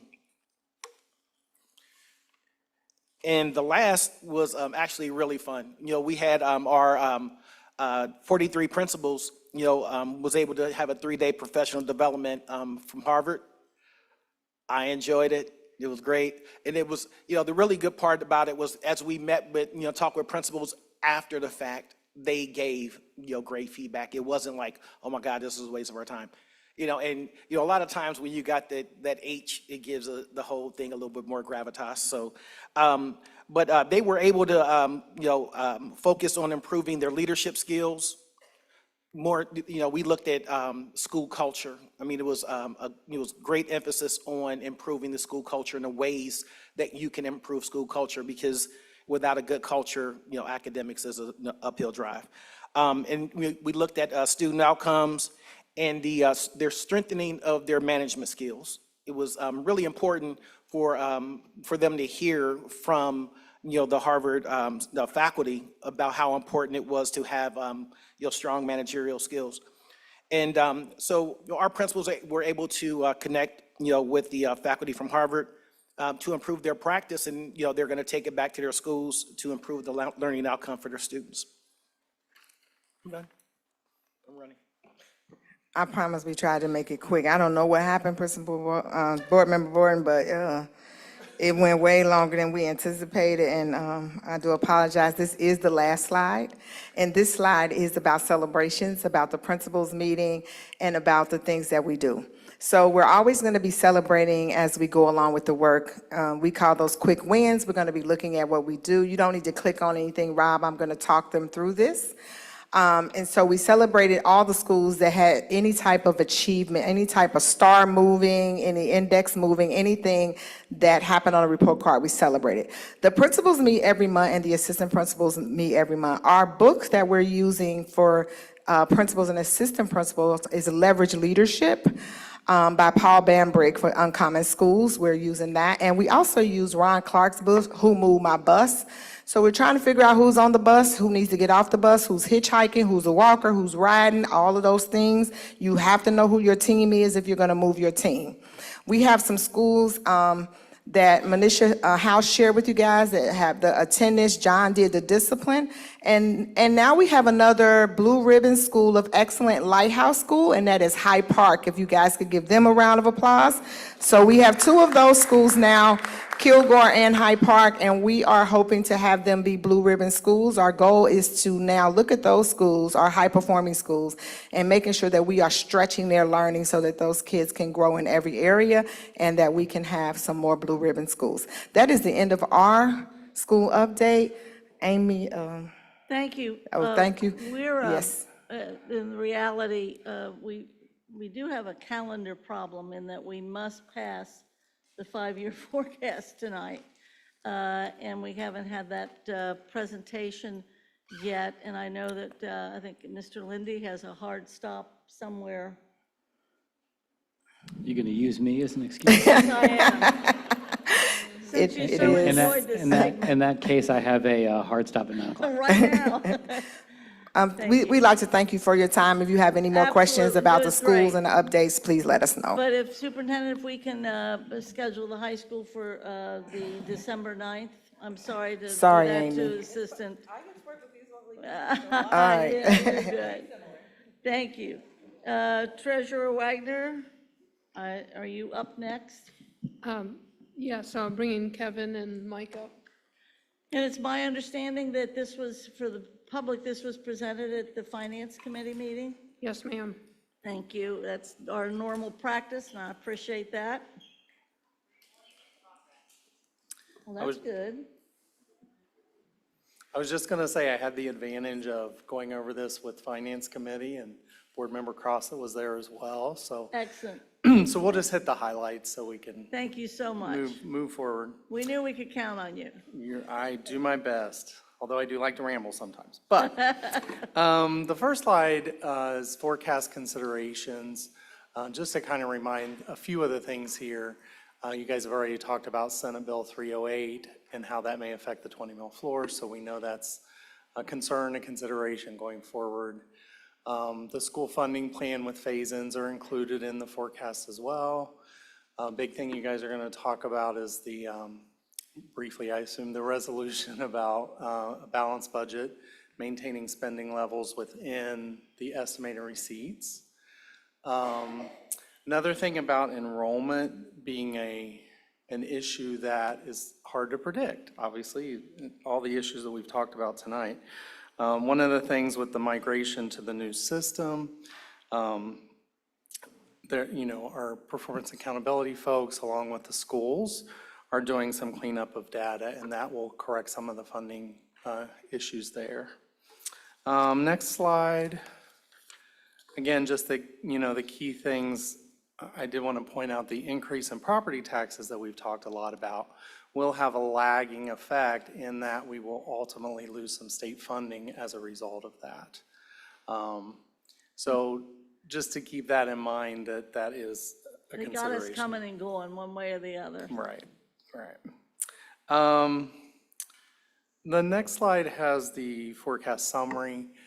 Just want to highlight again the yellow points are the points that ODEW monitors for fiscal distress. So if we were to show expenditures exceeding revenues in that third year, 27, if there were a negative there, that would create concerns at ODE's level. So all these things are tied together with the commitment for a balanced budget. Next slide, again, base cost per pupil. The key thing here is the local share based on our calculated wealth is 63% of that calculated cost, and the state contributes about 36%. Next slide is enrollment. Again, through 24, these are actuals. In the remaining years are projected. Based on that trend, we're showing slight projections in the funding amount that is determined by enrollment. So as enrollment goes up, the funding may change. Next slide is a revenue overview. I do like this slide. It shows how 58% of the district's revenue is local through real estate taxes, public utility taxes, and then 29% comes from state sources, including homestead and rollbacks. And then a lot of the revenue is primarily TIFs, CRAs, Medicaid reimbursement, those types of things. Next slide is a revenue overview. The key thing I wanted to point out here, in 24, we did have the tax anticipation notes. So that's why we had a higher revenue number in relation to the other bars. Also, the orange represents the renewal levies. If the current levies were renewed at their rate, that is the effect of that revenue in 27, 28, and 29. I'm going to skip now to slide 14.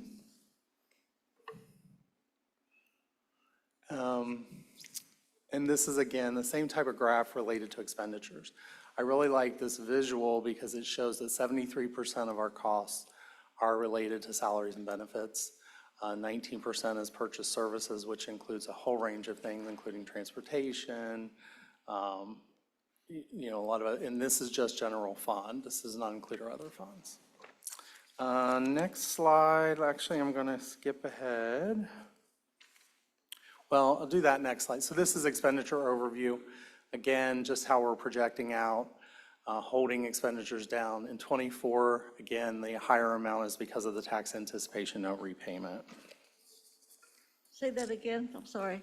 In FY 24, you see that bar is high, and that's because we had the $75 million tax anticipation note repayment. So not only do we have the additional revenue, we had the additional expense. So that's kind of the outlier here. And then we're projecting expenditures based on what the estimated revenues are in the future years. Next slide, actually I'm going to go back to slide 20. So this is the forecast summary. Again, we're eating into cash a little bit this year in 25 for some strategic items. And then after that, we're projecting it to stay flat. Next slide is estimated calendar days of cash on hand. Our software. Can I interrupt you just a second? Go back to the slide, that one. So if we let the forecast formulate as normal inflationary costs, we would be hitting a cash deficit in fiscal year 27. But with the commitment to stay with our expenditures underneath revenues, we can maintain a positive cash balance. So yeah, we did an alternative forecast, and actually that line, the cash balance line goes below the line. So, and that's traditionally how we do forecasting, but with the commitment, we feel comfortable doing it this way as well. So next slide is our software calculates based on the cash balance and our expenditure levels, how many calendar days of cash on hand would you have? And so we ended 24 with approximately 41 days, which isn't a lot, obviously. And then with that projection, it leaves it at about 35 days. And then that's the end of that section. I got new information during the board meeting, so we're going to skip the next slide. And Rob, will you bring up that spreadsheet real quick?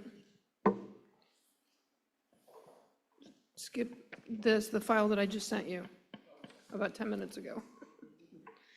So while he's doing that, what I'm trying to do is build a long-term forecasting view so we can see and strategize about how we're going to fund needs. So I took the forecast and determined, you can see that he showed you on that slide, it was a $59 million cash balance. That was prior to year-end encumbrances.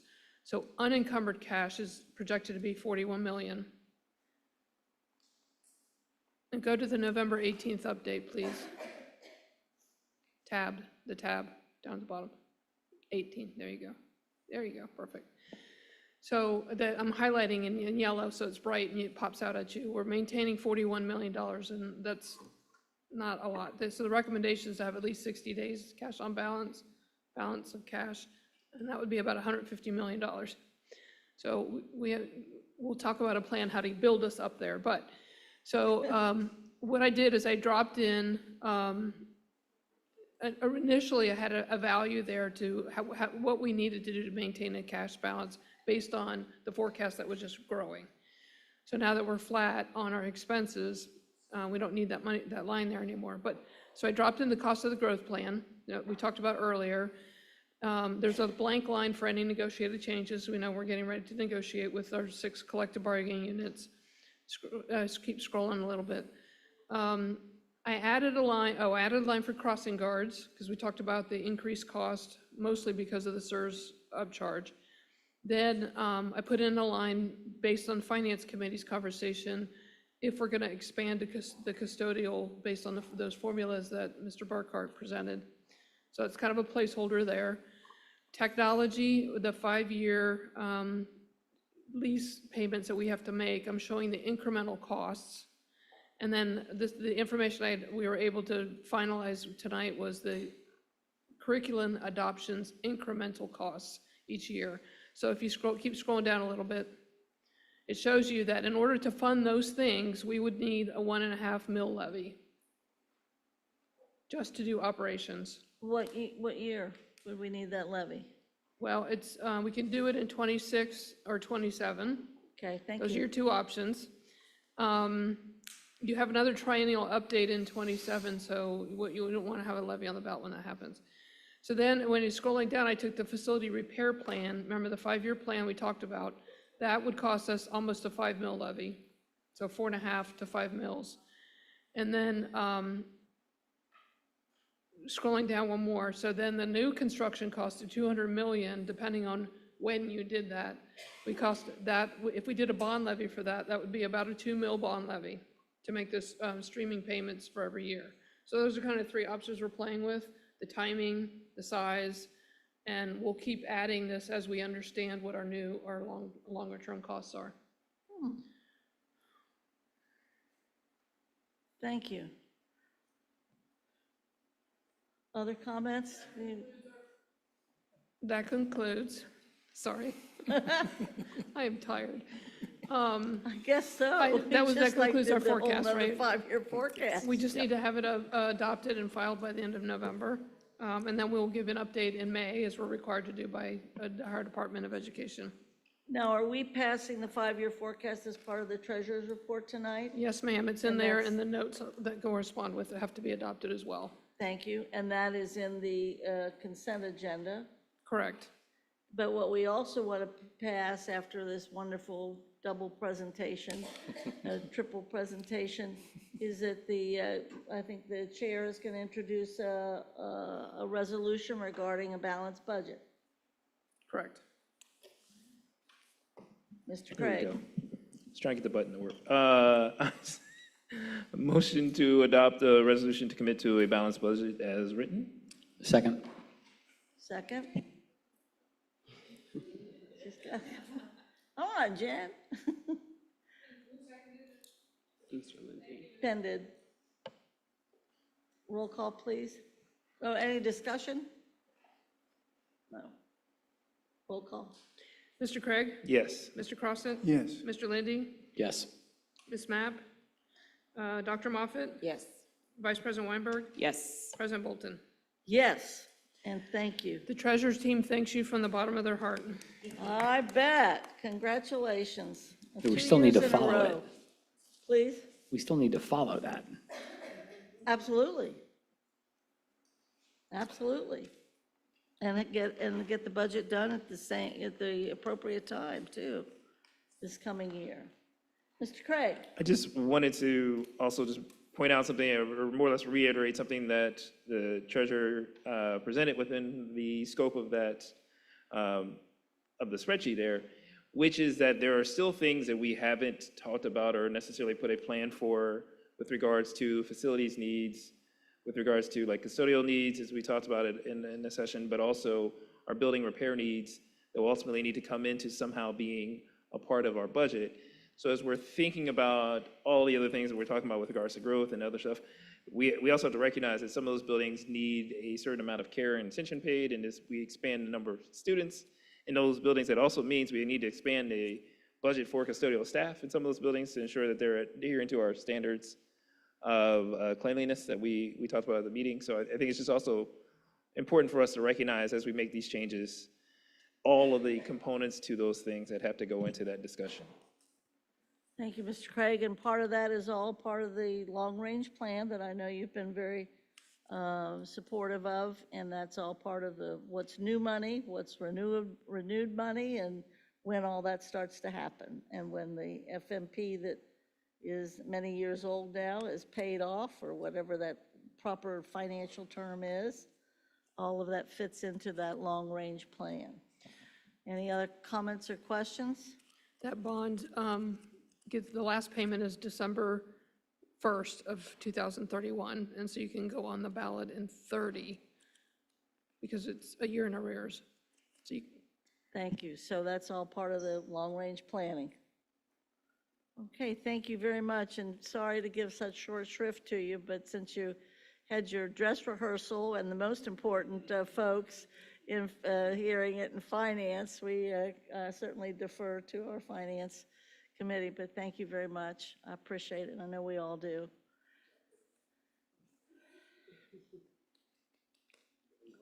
Very good. I guess we did vote on it, right? Okay. We have before us a proposed consent agenda. It's been distributed. If Treasurer Wagner will maintain any exceptions and the exception makers as proof positive that we're doing this. The consent agenda is a little bit shorter than normal, but it has the approval minutes and resolutions included as the treasurer's report, as we just reported to. That would include the 5-year forecast. Do any board members have any exceptions to be made to the consent agenda? Member Mapp? Yes, so yes on the treasurer's report with the exception of page 6, then and now certificates, line item 1. Treasurer? you're abstaining from that? Correct, yes. Thank you. Any other exceptions to the consent agenda? Seeing none, I have a motion to accept the consent agenda as posted. So moved. Thank you. Is there a second? Second. Thank you. Roll call, Treasurer Wagner. I'm sorry. Did I pass you up? Boys, you have to behave. I was just telling me to be quick on the draw for the seconds. Seriously. Okay, roll call. Mr. Craig? Yes. Mr. Crossett? Yes. Mr. Lindy? Yes. Ms. Mapp? Yes. Dr. Moffett? Yes. Vice President Weinberg? Yes. President Bolton? Yes, the consent agenda has been passed as posted and as amended with exception.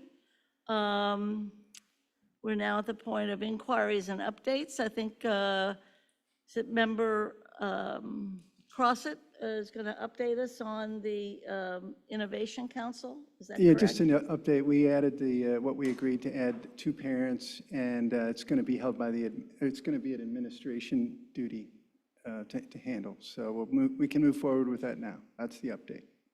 Thank you. And it's going to be an administrative, all right.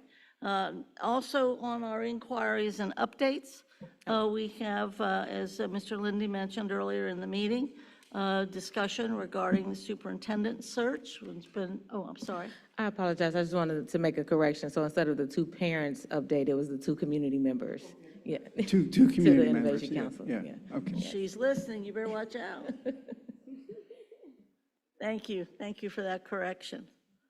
So we can start our discussion regarding the superintendent search, and we can kind of go around the table as we need to.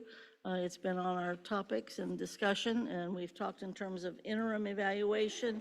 We've tonight passed the superintendent at least most of it, the superintendent evaluation policy, maybe all of it, based upon all the work that has been done.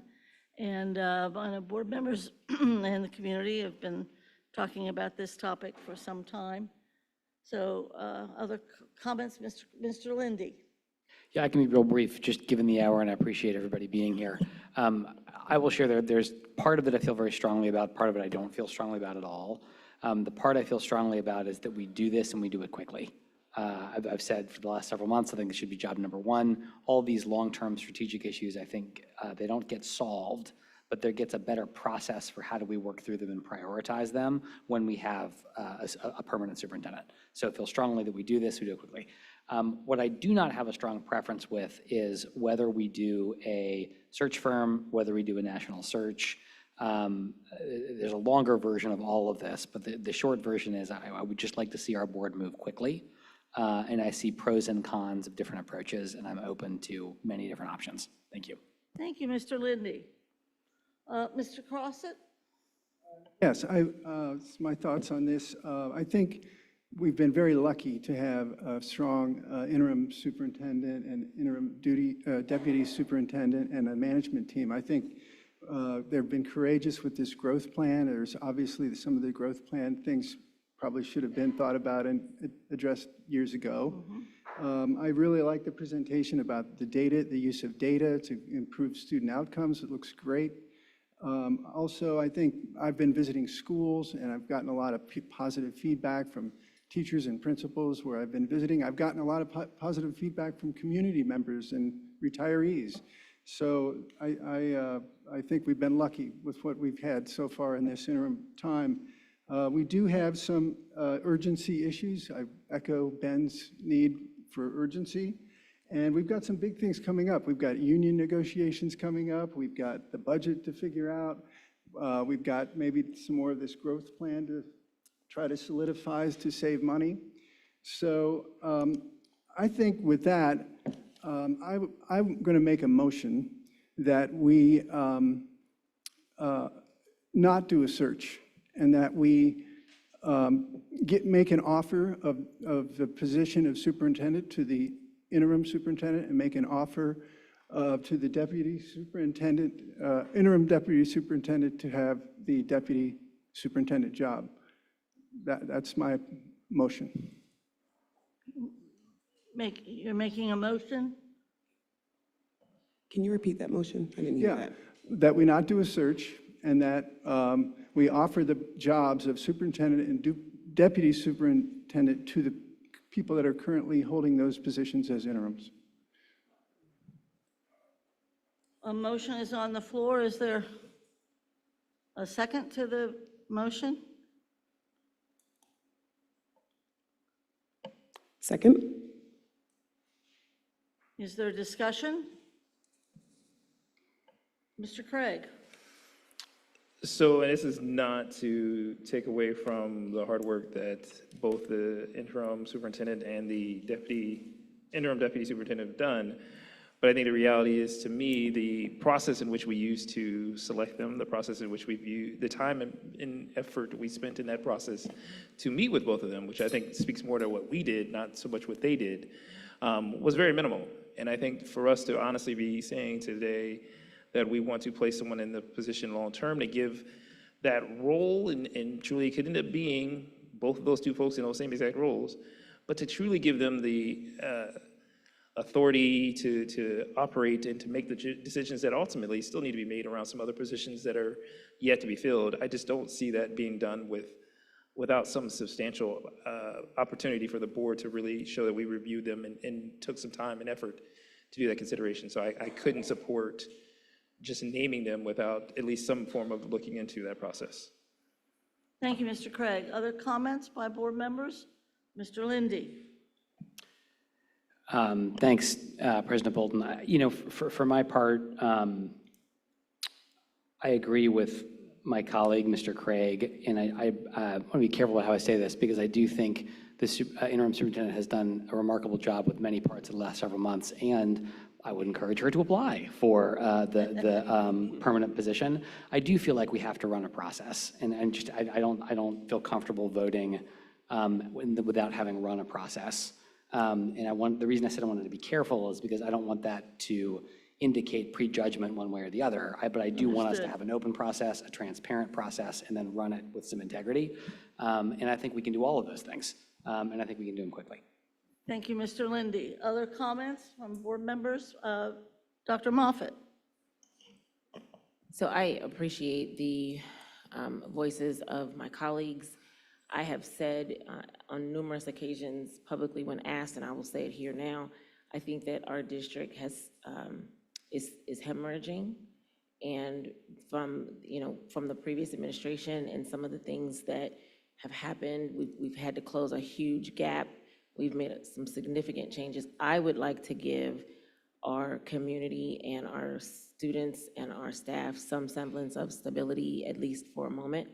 I do think it is respectful. We've asked the interim superintendent and the deputy superintendent to do Herculean feats in helping to save us. And so I would definitely support a short-term contract, but I do think that in order to do a job with fidelity, we need to remove some of the anxiety that I'm sure that they feel because the board is inconsistent at times. And so I would definitely support that with the understanding that it's a short-term contract, and we do have the ability to do a superintendent search once we have stopped some of the angst that I think our community and our students and staff feel. I'd like to be able to provide some semblance of that. I do think we have union contracts coming up. I would like for those to be negotiated for our staff, all of our 6,000 staff, with fidelity. And so I'm in support of that. Any other, Vice President? Yes, I will be quick. Hearing some of the thoughts from both of my colleagues from both sides, I'm going to ask or state that a concern that I have, or it's not really a concern, would just be, Dr. Moffett, you brought up the term. So I would be curious of the term.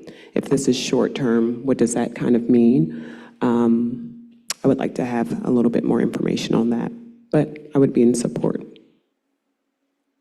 Any other comments? The motion has been moved and seconded. Member Mapp?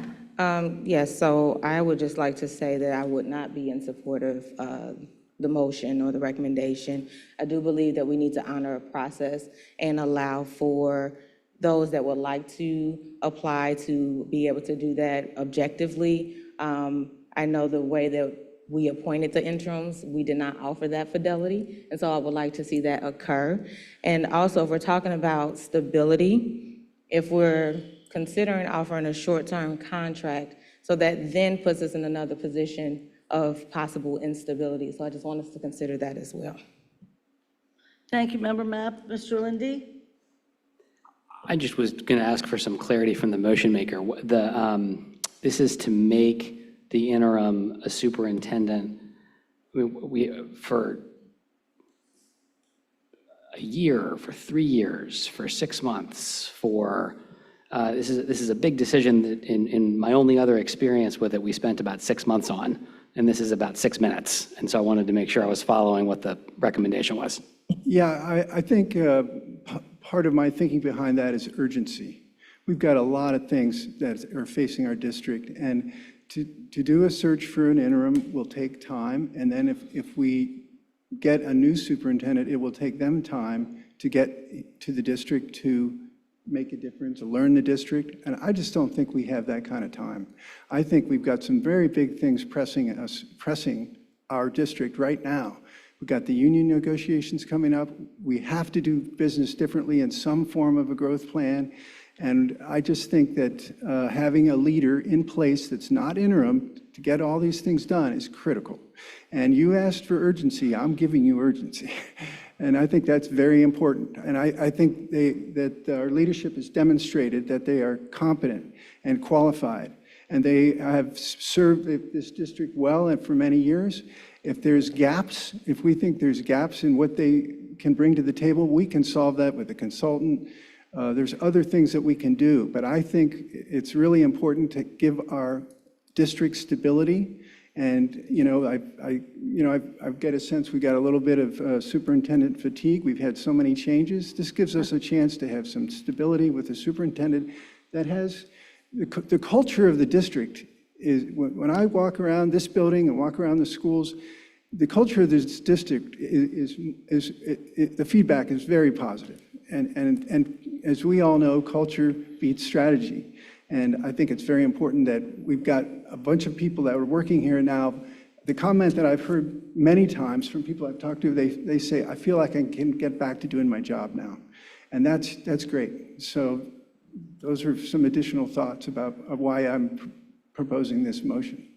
Thank you, Mr. Crossett. My understanding of the motion is to forego a search and to make an offer to the interim superintendent and the interim deputy superintendent to become superintendent and deputy superintendent. Yeah, I think probably a short-term contract, I think maybe 2 years, I think would make sense.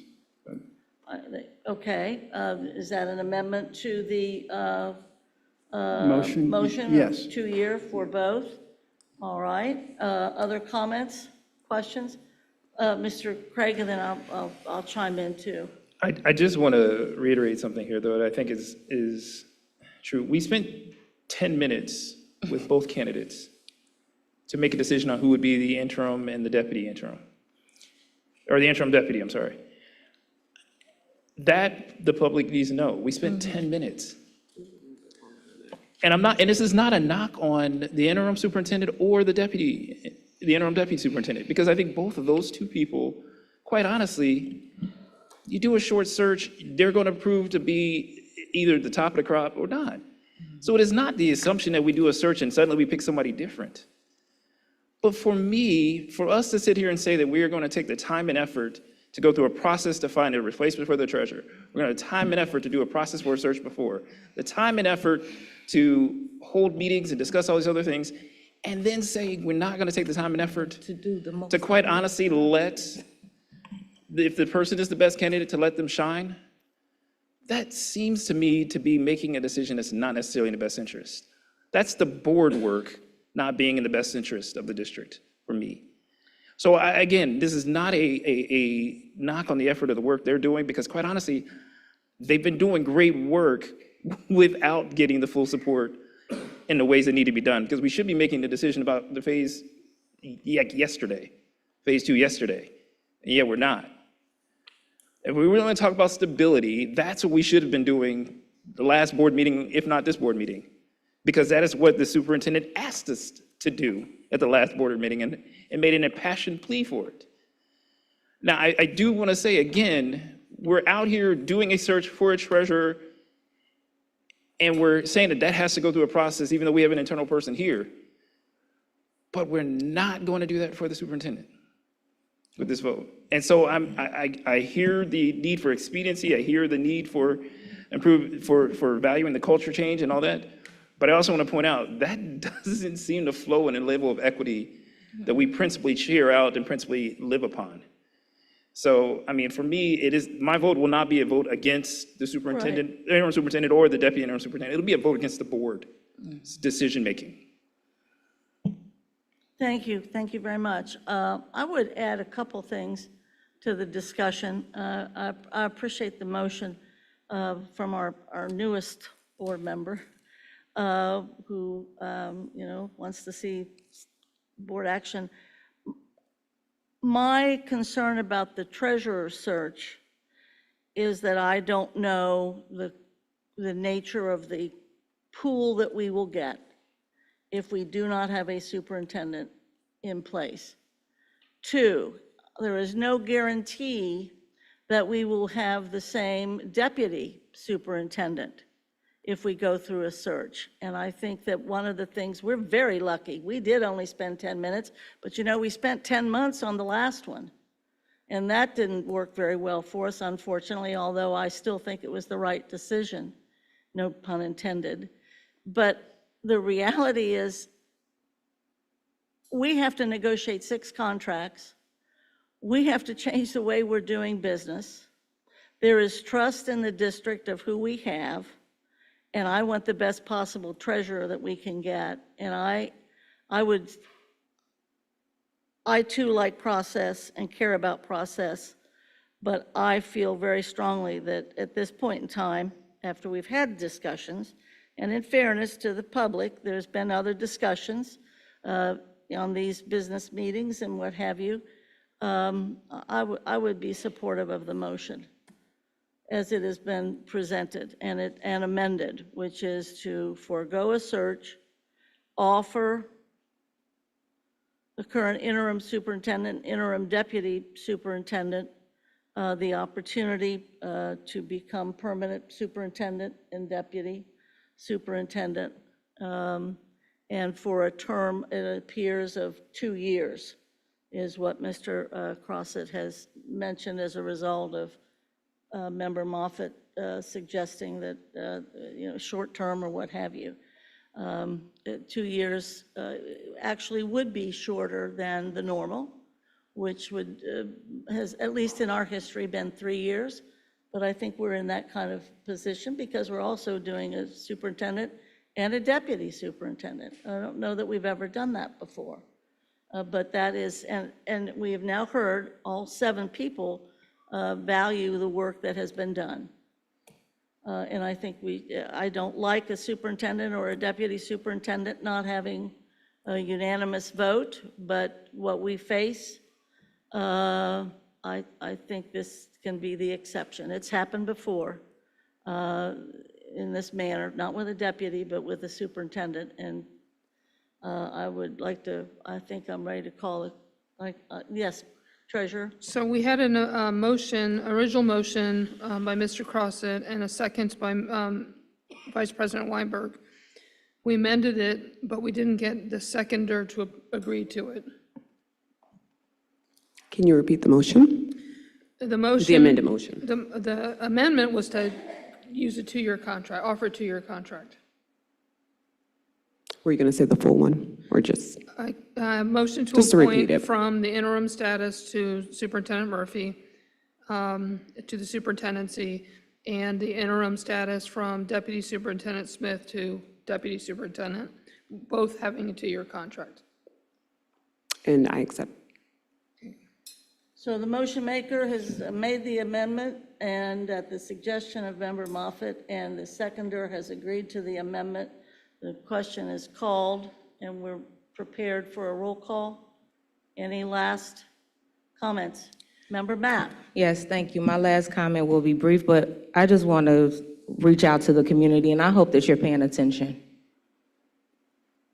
And I would hope that you all will hold us accountable, because we're talking about making the recommendation for the current interims to serve as the superintendent when we have not even received data that's showing, or outcomes that's showing, any type of success.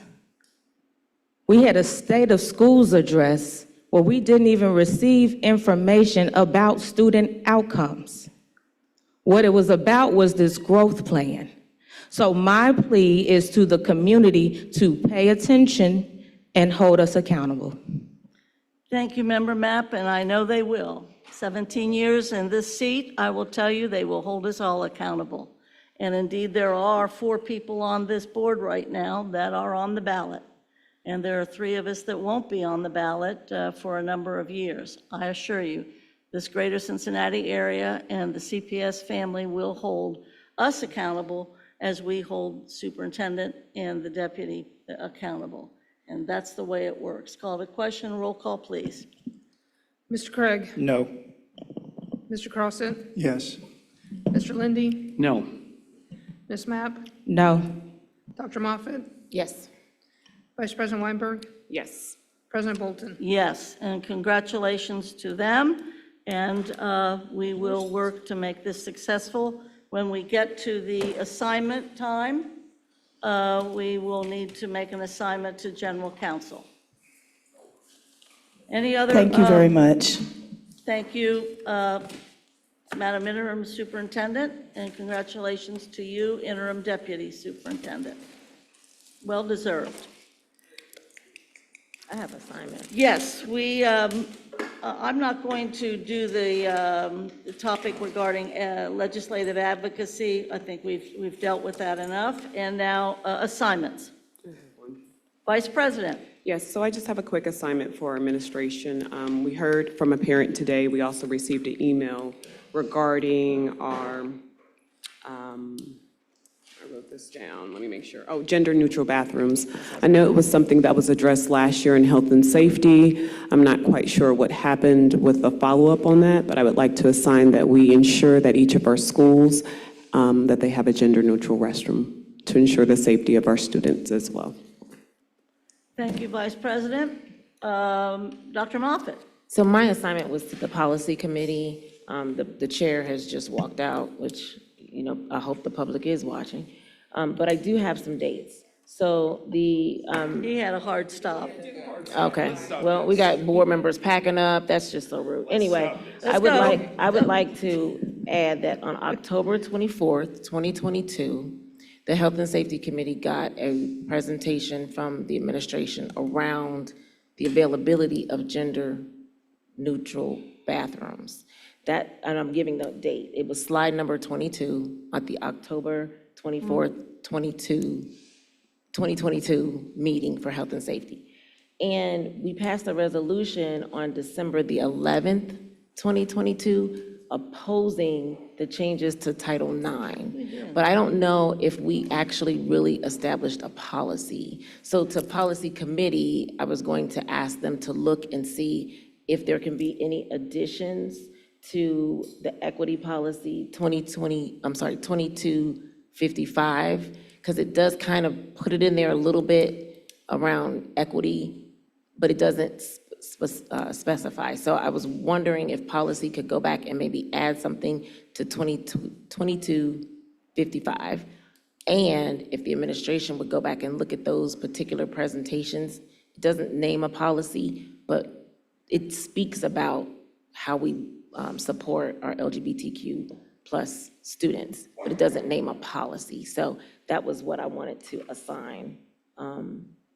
That was what, and then the other one that I had was when Assistant Superintendent Klein was speaking, she shared that she had trend data for the previous year and where we were, and I just wanted to see what that data was last year, because you mentioned that it was better this year than it was last year. So I just wanted to see if we could get that data added.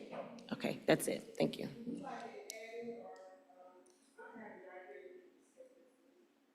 I just kind of want to see the trend data, so you can send it to the board or whatever, but I wanted to see the data from last year, specifically because Assistant Superintendent Klein mentioned that we were better this year than we were last year, so I wanted to just see the trend. Mr. Craig. So I have two assignments. One is an assignment to superintendent and her team to just, if it's possible, to bring back a review or a version of the phase two that, at least, or numbers regarding the phase two that are specifically addressing just the changing of boundary lines portions of it, as well as the extension of Sailor Park. I think this is one area just to understand what those numbers also look like. If we're going to seriously talk about cost savings, and the change in number of students would be, if I guess the cost differences of just focusing on looking at boundary line changes as well as the addition to Sailor Park, and specifically because I don't think we've seen disaggregated numbers for each portion of the plan. And I think this is something that could be something of value to the board to understand. The second assignment would be for us to establish at least another date prior to the December 9th meeting to actually make a vote. So this is more of an assignment to the board, since that's what we're actually supposed to do on things that we actually agreed to talk about and do. But to have a vote on these things, so we actually vote before the December 9th meeting, gives the administration time to actually complete the staffing numbers on time instead of continually asking for extensions, which is what we've done the last 2 years. So I think it'd make more sense for us to meet earlier than that meeting date so that give you all the time to actually complete the work that we charge you to do without actually giving you good guidance or direction to do so. Thank you, Member Craig. The first assignment, does the superintendent understand that assignment? I would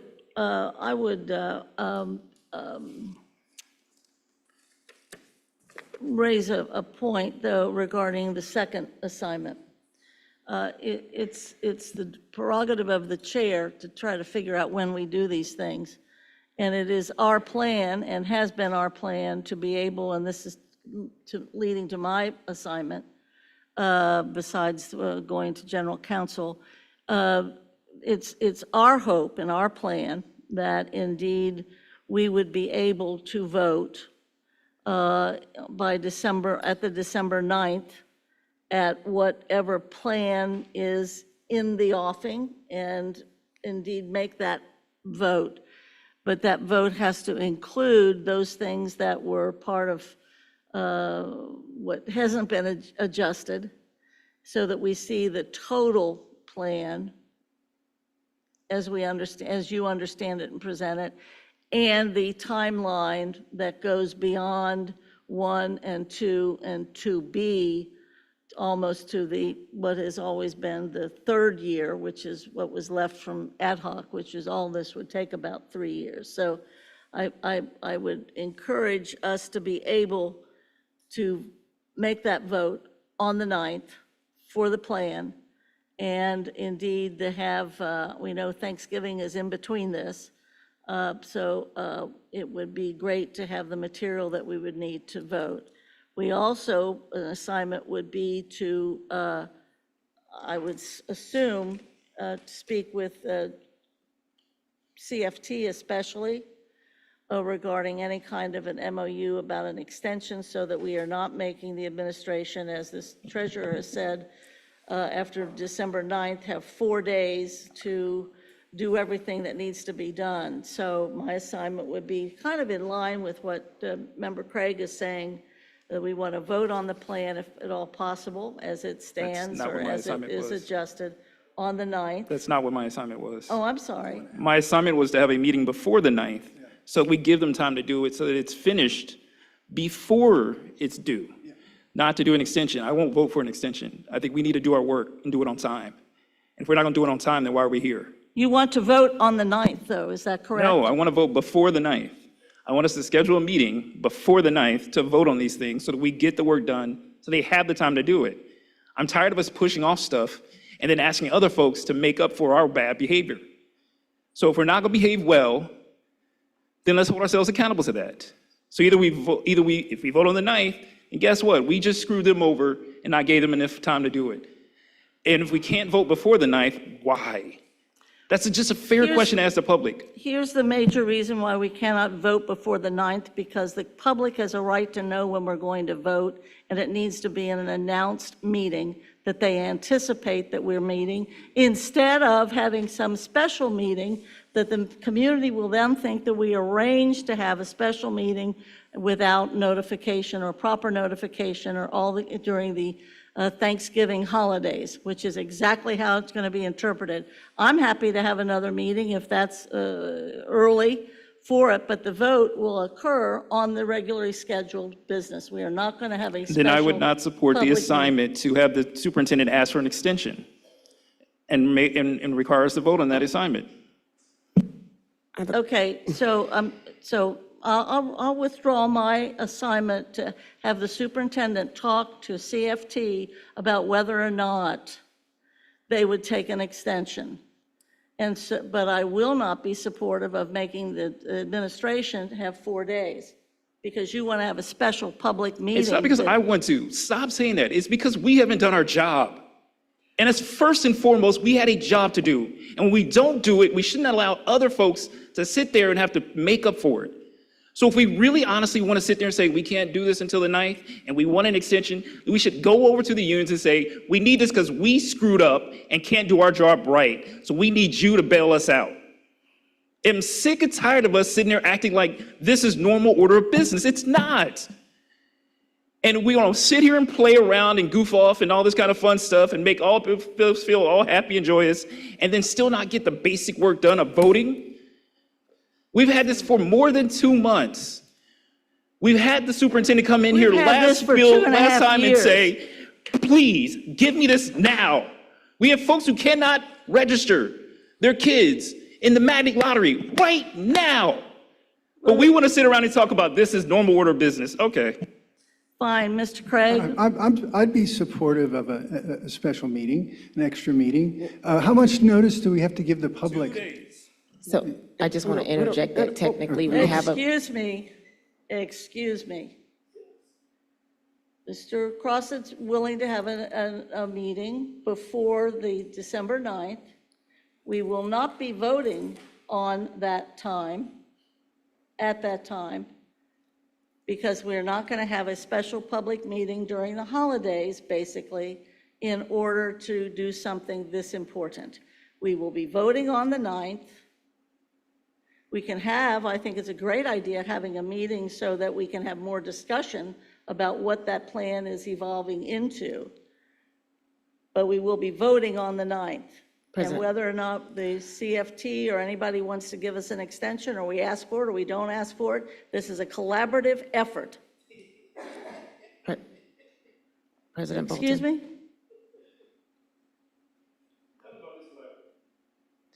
President Bolton. I think it is. Go ahead. President Bolton, so our admin just said that the meeting on Wednesday, December 8th, is technically a business meeting per the schedule. It's not a cow. So we do have a business meeting schedule, according to Pat. We have a business meeting on the 9th, Monday the 9th. December 18th is listed as a business meeting, not a cow.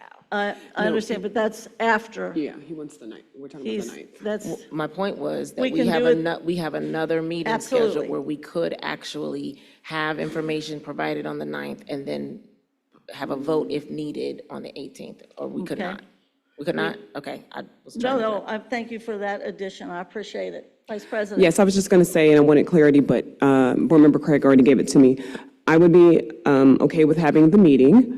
I just need to make sure you're saying that you want to have the meeting before the 9th so that we can vote on the 9th, or you want to have a meeting so that we can vote before the 9th? Before the will 9th. not happen. I would be in agreement with that. That will not happen. Wait a minute, hold on. What's not going to happen? So we can't have the special meeting before? No, we have a special meeting before, but we're not going to vote until the 9th. But that's what he said. No, it isn't. Oh, you want to vote on the special meeting as well? Okay. Rather than the On the regularly 9th. scheduled meeting. That's not going to happen. We will be voting on the 9th. Why is that not going to happen? Yeah, I was going to. Doesn't want to happen. It's collaborative for you. Is there a way that we can compromise? Yes, there's no reason to compromise. We can have an extra meeting before the 9th, and the chair will say that we're going to vote so that we avoid the community believing that we're arranging special meetings that are not on the schedule, and something this important, we will vote on the 9th. That's as simple as that. I'm happy to schedule an extra meeting before. I'm happy to count the 18th as a business meeting, which it is, rather than a cow. And that's the way we will do it. But happy to have, you know me, I love to meet, but we're not going to vote on this major thing before the 9th. Is it possible in the special meeting that we could have a discussion that could lead to a consensus so that they could prepare for the vote? Absolutely. But that's not But what that's not what he's saying. He wants to vote. I understand, but Okay. if you're not going to allow the vote, we still need that special meeting to really come to a Love it. consensus so that they can prepare what they need timely. So I think the sooner, well, I guess we have to wait for you guys to come back with Yes. Plan 2C or something. And then, but I think we need the special meeting, and let's have it be Before the everything 9th. but the vote, so we all know get some consensus on what we can do. I have no problem with that, and I think it'd be great to evolve into a consensus. That's no issue. So Ms. Davis will send out when we're able to do that. We are now missing 2 members, or we could have done this, but we can do this the way we normally do it. Phyllis, if you'll reach out to us between tonight, certainly administration needs to be able to work through some of this. are we looking at, we're all gone on that week of Thanksgiving. So what we're looking at really is the first week of December.